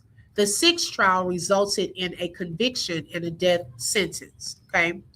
Now, the main legal issue, the Supreme Court examined whether the prosecutor violated the rule established in Batson versus Kentucky, which prohibits prosecutors from excluding jurors because of their race. Flowers argued that Evans repeatedly struck Black prospective jurors to obtain juries with as few Black members as possible. In Carmelo's case, there were none. Okay, at least his case, he had a few. Across multiple trials, Evans used a very high percentage of his peremptory, I hope I'm saying that right, strikes against Black jurors. Okay. Now, in a 7-2 ruling, the Supreme Court sided with Flowers. Justice Brett Kavanaugh wrote the majority opinion. The court found that the prosecutor's history of striking Black jurors, combined with his conduct during the 6th trial, showed discriminatory intent. Ooh, I said, wait a second. Wait a second. Okay. Let's see. Jeff said the school gave him the jersey number 11 in which he was hanging over his fireplace. Oh, okay. Got you. Thank y'all for clarifying that. I didn't know because I hadn't seen a 35 jersey, but I can't say if somebody else saw something. She said she saw it with her own eyes. Jeff Lyons saying Melo's parents left out before he was sentenced. They were asked to step out the courtroom. Right, right. They had a pizza party too. Hi, Beverly's Journey. Welcome. Yeah. Okay. So then, The court emphasized the prosecutor's long history of excluding black jurors. So, y'all, see what they've done is now they've opened up a can of worms because they're going to look into this prosecutors, their whole game plays. Is this something that they've typically done in the past? Now, we haven't heard of it all, like none, no blacks, but do they have a history of trying to strike a lot of black jurors? They're going to look at that. The disproportionate number of black jurors struck. And remember, I said they started off with 600 or almost 600 potential jurors, and they got it down to 200 by Wednesday, between Monday and Wednesday. Child, y'all probably chunked a lot of the surveys or questionnaires in the trash can. Okay, did y'all really go through 400 with fidelity? 400 surveys in one day with fidelity. I'm not saying, oh, that one, they black. Oh, chunky. Are they black? Okay, chunky. How many did y'all actually miss? I hope y'all wrote reasons and were very thorough in it because they're going to clock it. This team is going to clock it. What happened to all those questionnaires? Okay. And in defense, we're not done with y'all. We can't put everything on the prosecutors because y'all had a chance too. Y'all had a chance to counter some of the things, the people that they were striking and all of that. So they're going to look at it. They're going to clock it too on y'all side. Different questioning of black and white prospective jurors. They're going to look at how did y'all question these jury members. The striking of black jurors while similarly situated white jurors were allowed to serve. So why this case matters. Flowers versus Mississippi reinforced that courts must closely scrutinize jury selection when there is evidence of racial discrimination. The decision also clarified that a prosecutor's past conduct can be considered when evaluating whether current jury strikes are racially motivated. I'm telling y'all, they're going to look into that. And guess what? Some of the same members on Carmelo Anthony's team, they are in the same city. The same city. They know those lawyers. They know some of their history. They know Shook, who was on the defense side this time. They know him too. See, one thing when you kind of play ball on the same side, but you switch teams, one thing you probably have peeped though is your own teammates' strengths and weaknesses. You probably peep their plays. So when y'all are on opposite sides of the table, you kind of know some of the plays already. These lawyers probably know Shook and Worski. They probably have peeped how they moved before. Okay, so these ain't some lawyers, and I ain't saying all of them, but some of them ain't some lawyers that they don't know these people are. they have been in the same places, same circles, probably lawyer circles, and so forth. Okay, good morning, welcome. Thank you for tapping in. So, let me see what I wanted to do. Okay. So then, y'all, they are going to look at jury selection in similar ways in this Carmelo Anthony case. Okay. They're going to also, we've been hearing Batson challenge. They're going to look into that as it pertains to Carmelo Anthony's case also. I feel that he has a very good team, very smart. They have a lot of accolades, okay? And they're all coming together on one team to assist in this appeal process.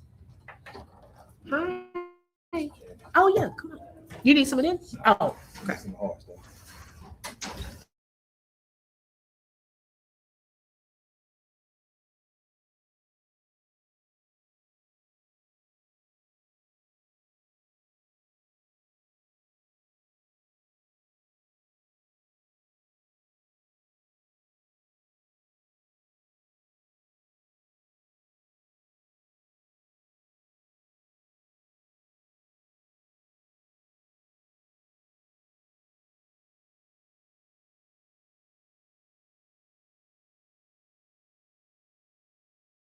Okay, my apologies, y'all. Yeah, so we're praying for this. Let me pull up the poll right now. Make sure y'all vote in the poll. Let me pull that up and look at the results of the poll.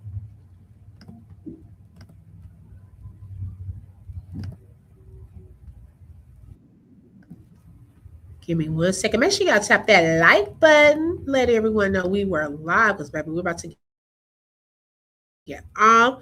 But I want to see what the results of the poll. So, do you believe that Karmelo will get a fair appeal? 93% said yes. 7% said no. Okay, so the majority feels that Carmelo Anthony will get a fair appeal. Okay, wow. And I believe that too. I really feel like he's going to get a fair appeal. Tabitha said, open book. I was listening to two lawyers on their podcast called the Not Guilty Boys. They said once the Dream Team do their thing, they are already preparing for the new trial. Check them out. Okay. And it's called Two Lawyers. Two Lawyers. Okay. Thank you, Tabitha. I definitely will. And someone else said, I forgot who posted this. Was it who was it? Was it Polo? Someone had posted that when Ben Crump gets onto a case, he sees a potential lawsuit against that person's civil rights, that he's already peaked it and believes that he's going to win in that area. Okay, the number 35 is a powerful symbol. It means major life changes. Okay, personal transformation and divine guidance. Embrace new opportunities and trust your angels and spiritual guides are supporting you. Wow. Thank you, Beverly's Journey, for sharing that. Oh, it's called Not Guilty Boys. Okay, got you. Okay. Let's see. Candy Girl Pink said this case should be interesting, especially if they let cameras and media out there. The reactions when he walks free, we popping bottles, barbecue, and all while the raccoons taking L. You silly. But look, and baby, I'm telling you, you gotta turn things around, twist lemons into lemonade. I would send watermelons to all of them, just like they did on the help. That one lady did on the help and sent toilets. They were all over that lady's front yard.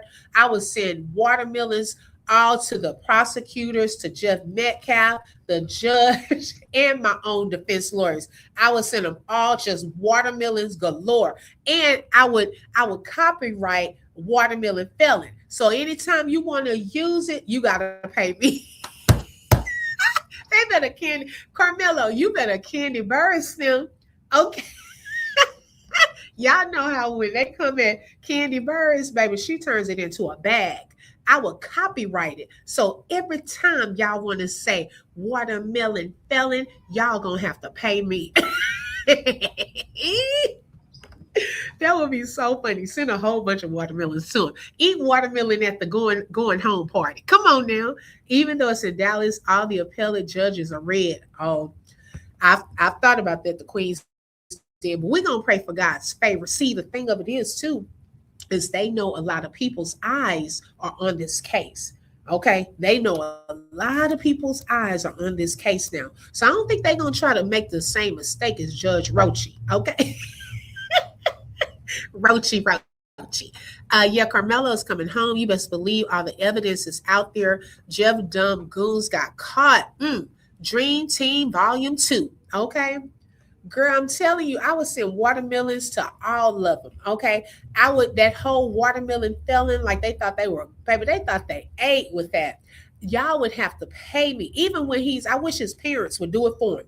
I wish his parents would go on and copyright and trademark watermelon felon. Okay, go ahead and trademark, because every time somebody out here thinking y'all better Beyonce them, okay, every time y'all think y'all about to use Blue Ivy, they have trademarked that name. Child, go trademark watermelon felon. So every time they think they about to come out here and they eating and cooking by saying watermelon felon, child, they will be sending y'all a check. Okay. But be like, Karmelo, we're going to put it on your books. Okay. They out here thinking they eating while you up in there having a whole come up. Come on now. It's going to be watermelon. She said it's going to be watermelon rats and roaches that should be on the shirts and posters. Okay, Charleston White said he copyrighted Watermelon Fella. He lies a lot. Yeah, girl, I need to see the proof. Y'all know that man be up there lying. He just throwing out numbers like bingo. Oh, I sent him 500,000. Oh, I sent him 10,000. Oh, I sent him 50,000. Child, what? Where? Show us the receipts, okay? Has anyone heard how he is doing? I pray for him daily. You know what, Tabitha? Yesterday, let me pull this up. Shout out to Polo at Trolls. Make sure y'all check out Polo, y'all, because he does. When I tell you, me and him kind of think alike on a lot of things, and Polo is an out of the box thinker, very good investigator. Yesterday, let me find it. He made a post. I think one of his supporters sent it to him that had reached out to Karmelo. Let me see if I can find it. Did he take it down? He may have taken it down. Dog, he may have taken it down. But I don't know if it was legit or not. But I thought it was someone that had reached out to Karmelo and he sent a message back, like trying to send him a donation. Let's see, but I don't see it now. But he said that there are people that are aware of how Karmelo is doing and that he is doing fine. Man, I'm trying to find it, but I guess he took it down. Okay, maybe he took it down. But yeah. So I guess he's doing okay. We haven't heard otherwise. I'm praying for him too. Y'all can put some not yellow. I'm thinking about the other. I'll drop some purple hearts for Karmelo. So God set angels in place for this time. Number 3, self-expression, and number 5 symbolizes freedom. Karmelo is like Daniel in the slavery faith led to his survival. Free him. Oh, that's deep. Okay, come on now. Come on, in the lion's den. And God favored him, even like Joseph. When he favored Joseph, even while in prison, he can favor you even when you're in prison, child. People be looking out for you. People be sending you money, doing all this. And you like, man, I'm in a place that seems detrimental. Like this is the end. But God has his way of giving you hope. Hope in the minutes, the final minutes when you think you're about to give up, or that all of the odds are stacked up against you. And Karmelo is seeing that his own faith is being increased properly through this situation. He's going to have a powerful testimony. Do you know, if he knew of the amount of people that are out here speaking up on his behalf, showing him love, dropping hearts in chats, going on panels, looking out for him? Do you know when he gets out, when he comes into the full knowledge that he had a whole army behind him, how much he's going to feel loved, appreciated, and everything? God is a restorer. Every ounce of embarrassment, come on now, every ounce of embarrassment, every ounce of hatred, every ounce of racism that they're trying to throw his way, guess what? God will restore it and turn it around where you will feel empowered, joy, love. Your faith increased on another level. You'll be elevated so high. People don't realize what they're doing. Jesus up on that cross, they thought they had the last laugh, that they killed him, that it was over. Oh, okay. Now, he had full authority after that. You didn't know what you were doing when you did that, when you came for him and you thought that that was the end. No, it wasn't the end. It was the beginning. Come on now. He is the author and the finisher. He is God Almighty. He is sovereign over all of this. He is in control. They are not even these lawyers, as much as they have the credentials, they are not in control. God is in control. Okay, and that's who we are praying to work this thing out, and that victory will be Karmelo. So continue to lift him up, y'all. Lift him up. Every time I think about him, I lift him up in prayer. Okay, think about, when you think about him, just whisper. You don't have to do all these deep prayers. Just whisper a word of prayer for him and his family. Okay, in both families. Okay, because that's still a loss. Okay, I don't condone all the talk about, I don't condone anybody losing their life. I don't think nobody should have died that day. I don't agree with all that talk like that. No, I don't want nobody to lose a life. Okay, but it happened, unfortunately. And what did Jeff Metcalf say? This all it was, y'all. This what he said. I know what happened was terrible, and your son made a horrible mistake. I was hoping for. Okay. He said it was just a horrible mistake. Jeff Metcalf, he said it was a horrible mistake. I think when he comes home, he will go to law school and stand up for people wrongfully convicted. Come on now. See, we never know the testimony God gives us so that we can reach others. Okay. We don't always know the middle part, the process, because if he showed us that, we'll say no to a lot of stuff. Okay. We'll say yes to, oh, I'll be a millionaire. But see, we forget sometimes you got to go through some embarrassment. You're broke, you're getting foreclosures, your car's getting repoed, you got this going on, you're going from here to here, don't know how you're going to eat. See, he doesn't tell you about that part of it. But see, you got to go through that to feel how that feels. So when you do speak to others about your testimony, it's going to truly reach them because you've had an experience for yourself. You know what God can do. So see, when he get out of here, he going to know what that feels like to be scared, afraid, in jail. You don't think you have nobody that got your back. You've been wrongfully accused. You've been misunderstood. Come on now. He'll be able to reach others that we can't. Okay, come on. He never tells us how our testimony will be developed. He doesn't tell us everything about what we're going to go through. But he knows the ending from the beginning. See, this stuff is not a surprise to God.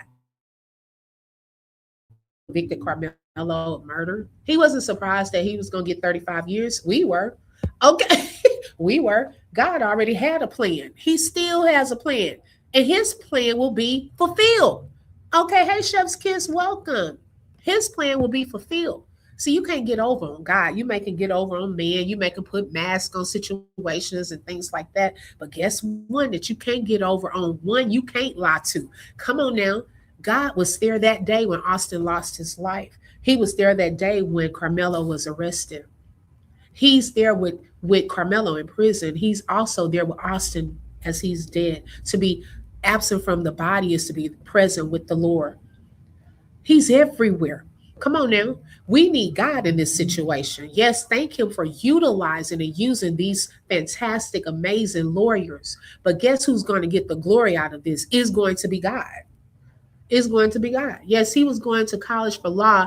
He can start it now in prison. Yes, exactly. Until he is released. Use his time to keep his mind educated with knowledge. And one thing, Beverly's journey, that we've seen even throughout the post that his family has shared about Karmelo and looking at his history, it seems as though he is a very tenacious, it seems as though he's already smart, a conqueror. Imagine being in that courtroom. We saw Nick at night, how she said it was just the racism and things up against her, where it just her reciting what happened to her put her back in that place. Okay. And her emotions came back. Imagine you are up against all of that in a courtroom. You cannot talk and speak up for yourself. You have people cussing you out. You have people being racist towards you, a lot of hate coming towards you. And all you can do is sit there and endure it. And then you have never been in trouble like this before. They put handcuffs on you. They shaving your head. They are embarrassing you, putting you in clothes to look like a slave. Then not only that, they hurry up and ship you off to a place. You're already scared being in jail. Now they're saying you're going to prison. Can you imagine the thoughts that were going through his head? The fear that he must have felt. But even though he shows human emotion of crying, he's still enduring. He's still moving forward. He's probably getting stronger in there. Each day he's probably learning. And we don't know who he's a. See, sometimes God is. What if God allowed this to happen with Karmelo, just to allow him to be in prison for a short time to reach certain people? Same thing happened with Joseph. When he got out, he was elevated. Come on now, elevated to the know who needs Karmelo, his faith, to see him make it through this storm in his life. They're in that prison at Wallace Pack unit. Remember, a lot of them there are older. probably have given up on life. Older people there, people that are sick there. Okay. Whose testimony, even in this particular storm, who needs to hear about God in there? Because it looks like Karmelo also came from a family that believes in God. When I went through his mom's post and his dad's post, they spoke a lot about God. They had great plans for their family. That does not mean that this is the end. God can still work this thing out. Karmelo has already finished 1 year of college. Right. Okay. Let's see here. When I saw this team, the only thought I had was, but God. Me too, Shamika. Me too. I was so happy that day. Oh, I was so happy. My message to Karmelo is it's going to be okay. God is going to walk with him into the courtroom, and God will let him testify and speak his truth. Karmelo have friends. I love that. I love that. Y'all, if y'all have a message that you even want to post, maybe his family or someone can get the messages to him. If y'all want to post it in the chat around the world, yes. Karmelo will be home sooner than we think. Come on now, Becca, speak it into the atmosphere. Come on. I went to prayer service this morning and I cried out so much for this young man. God cover him and protect him. Yes. You know what? I want to see proof. Beverly's journey. That man talk a lot. And I believe half of what he said. Okay, come on now. Lena said, and thank you, Panthers, for watching out for our sister at the courthouse. We thank y'all dearly. Yes, Lena. Yes, I was so happy. And I said, shout out to the Black Panthers for looking over her in that moment. I know that was. He will be an amazing attorney. He saw exactly what not to do for his clients. Oops, okay. God will make his enemies his footstool. You better say that. I first could not understand where Nick's tears were coming from till I came across the video of Karmelo getting attacked, and I cried. I was angry. Karmelo could be my son. You're right. You're right about that. My mom used to say, don't let your right hand know what your left hand is doing. No information from the legal team should be put out ahead of time. I agree. I agree with that. Hunter Metcalf said he whipped around but didn't see his brother get stabbed. Come on now. Didn't see the stab. Believe because Hunter was in back of Karmelo forward toward Austin, who was in front. Then Austin attacking Karmelo. Yeah, he didn't even see it. He didn't even see. That's what I was so confused. How this young man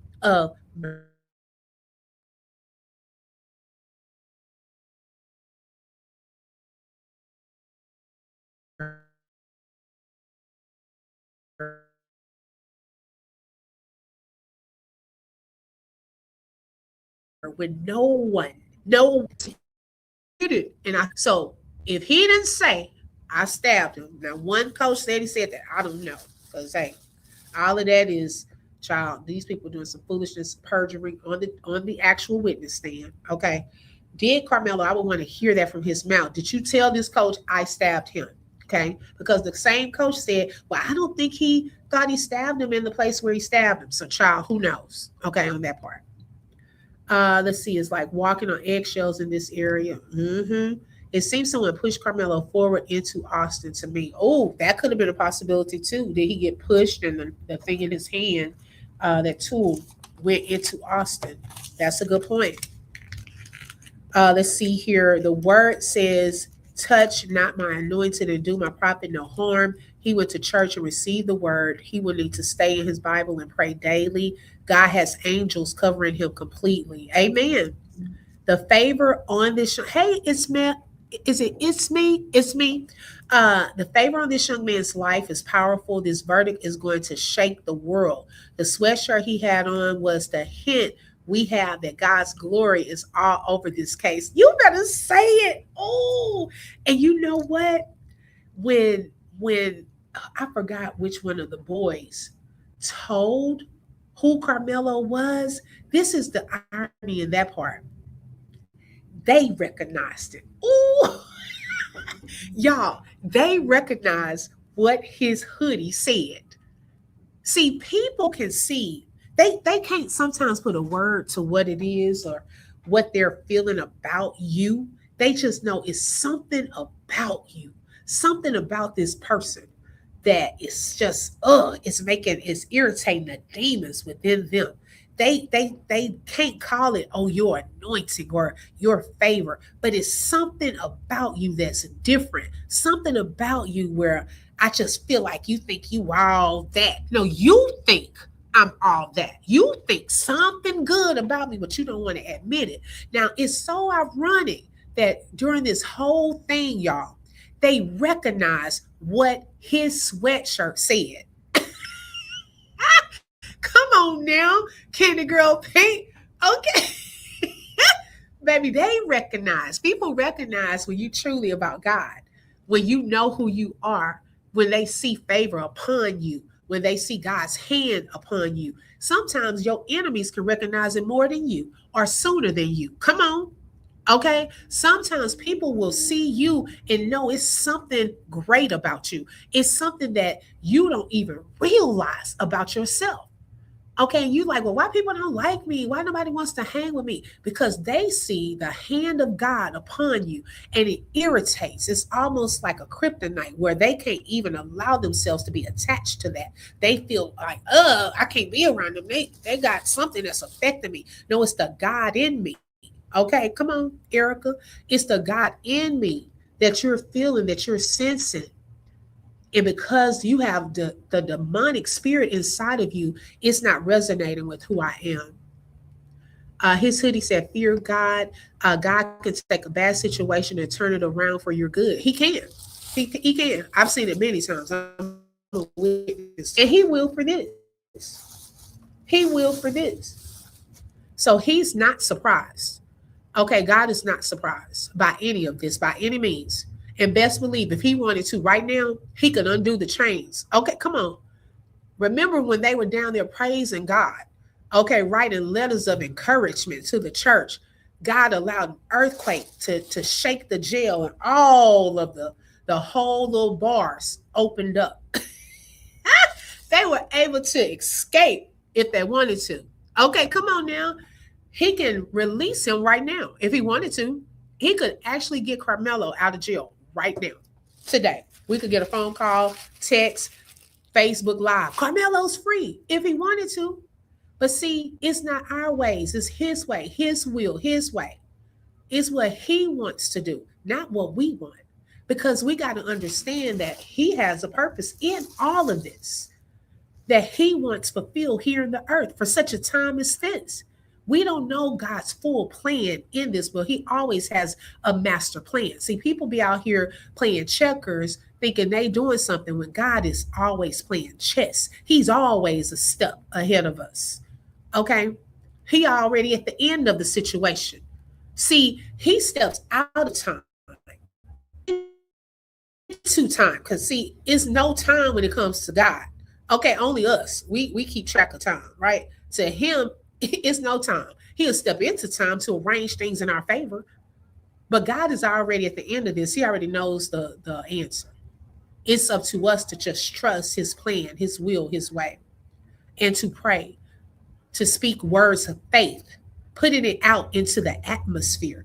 Even when the enemy tries to cause doubt, keep speaking words of faith. As you go from live to live and people are saying, that's not going to happen. He's not going to get out. He's going to get more years. You have to counter that thing and put in there the opposite about God.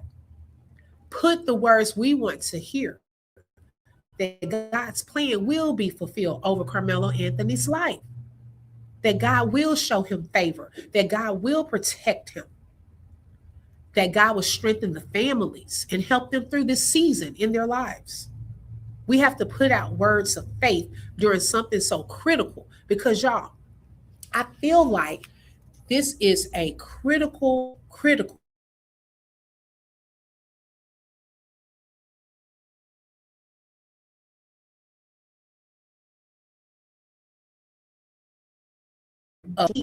and you hear a lot of people saying, oh man, Collin County, they known for this. That's a sundown town. That's this, that's that. Guess what? Also in the spiritual realm, there are some territorial demons over there that have gotten comfortable. Okay. See, it happens in the spirit first. So see what this case did, it challenged those demons over there that had gotten comfortable in that territory, that area. Okay. So see, they don't like that. They've been comfortable getting over on people, putting people in jail, not giving people their kids back, as we're hearing, all kind of corruption, all kind of cover-ups. But this case here, this challenged those demons. Okay. And now there's a whole army that has now now they're on the radar. That's what they don't like. They're on the radar. So now y'all are challenging how we've been operating things over here. And they don't like that. They don't like that. So this case put that in focus. Okay. Now it's highlighted. Like they highlighted Karmelo on the tape. Come on now. Collin County, y'all being highlighted. Y'all being highlighted. Okay. All eyes are on y'all. That's what y'all want. That's what you're going to get. He reminds me a little bit of Jesse Jackson's son. He will be powerful. Yeah, it's already done. Okay. Judgment will come for all who bear false witnesses when it came down to Karmelo's conviction. Say that. Okay. Notice when Jeff is videoing from his house, not home, he's wearing something with a cross on it, and crosses on his wall means nothing. Okay. And it will expose all those demons. The case will be thrown out for sure. Yeah, it's going to expose a lot of people, y'all. And a lot of people perjured themselves. Perjury. The stakes go up higher. Okay. So I hope all those kids, look, when they get done going through y'all's testimonies and showing how y'all lied, child, look, they need to press charges. Okay, because y'all not little babies anymore. I hate this whole situation, truly. Teach your damn kids not to be bullies. You never know how the victim swings when their back is against the wall. Say that again. Oh, yes. Right, Tabitha Clockett. See, now it's not just content creators that's watching. There's now mainstream media calling y'all out. See, they didn't like Sunny Hostin the other day when she called out Jeff's comments because nobody else sees on TV. Everybody else turning a blind eye. They turning a blind eye to it. Okay. But see, Sunny had boldness to call it out. They don't want those things called out. They got comfortable. You're now testing the very system.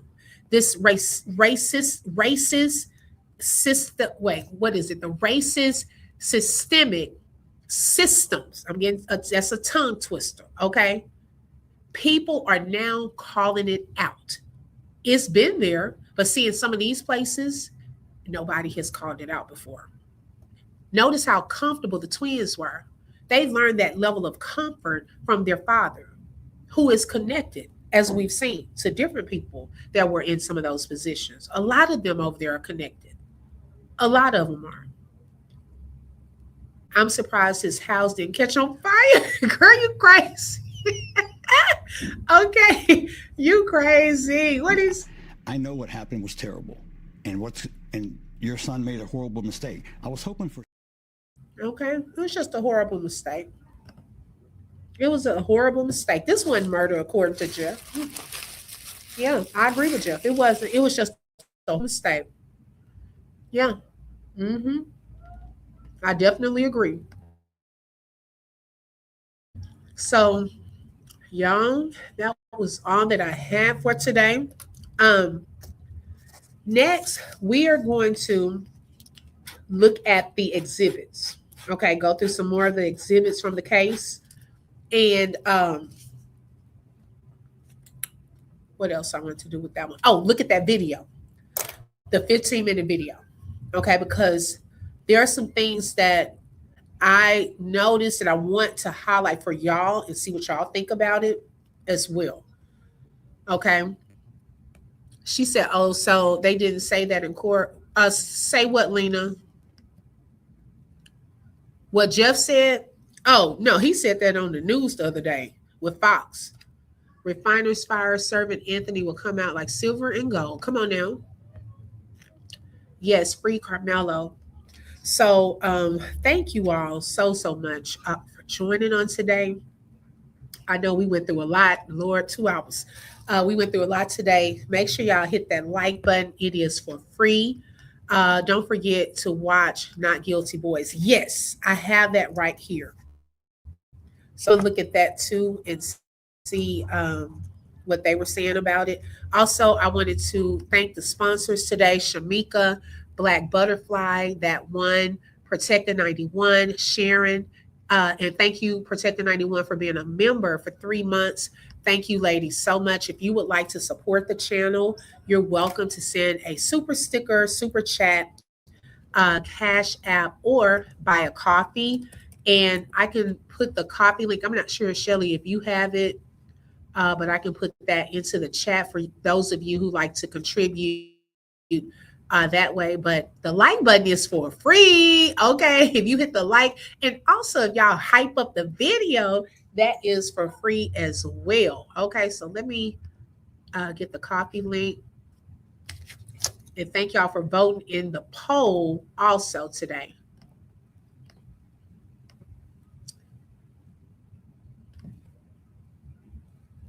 Okay, so let me drop that into the chat.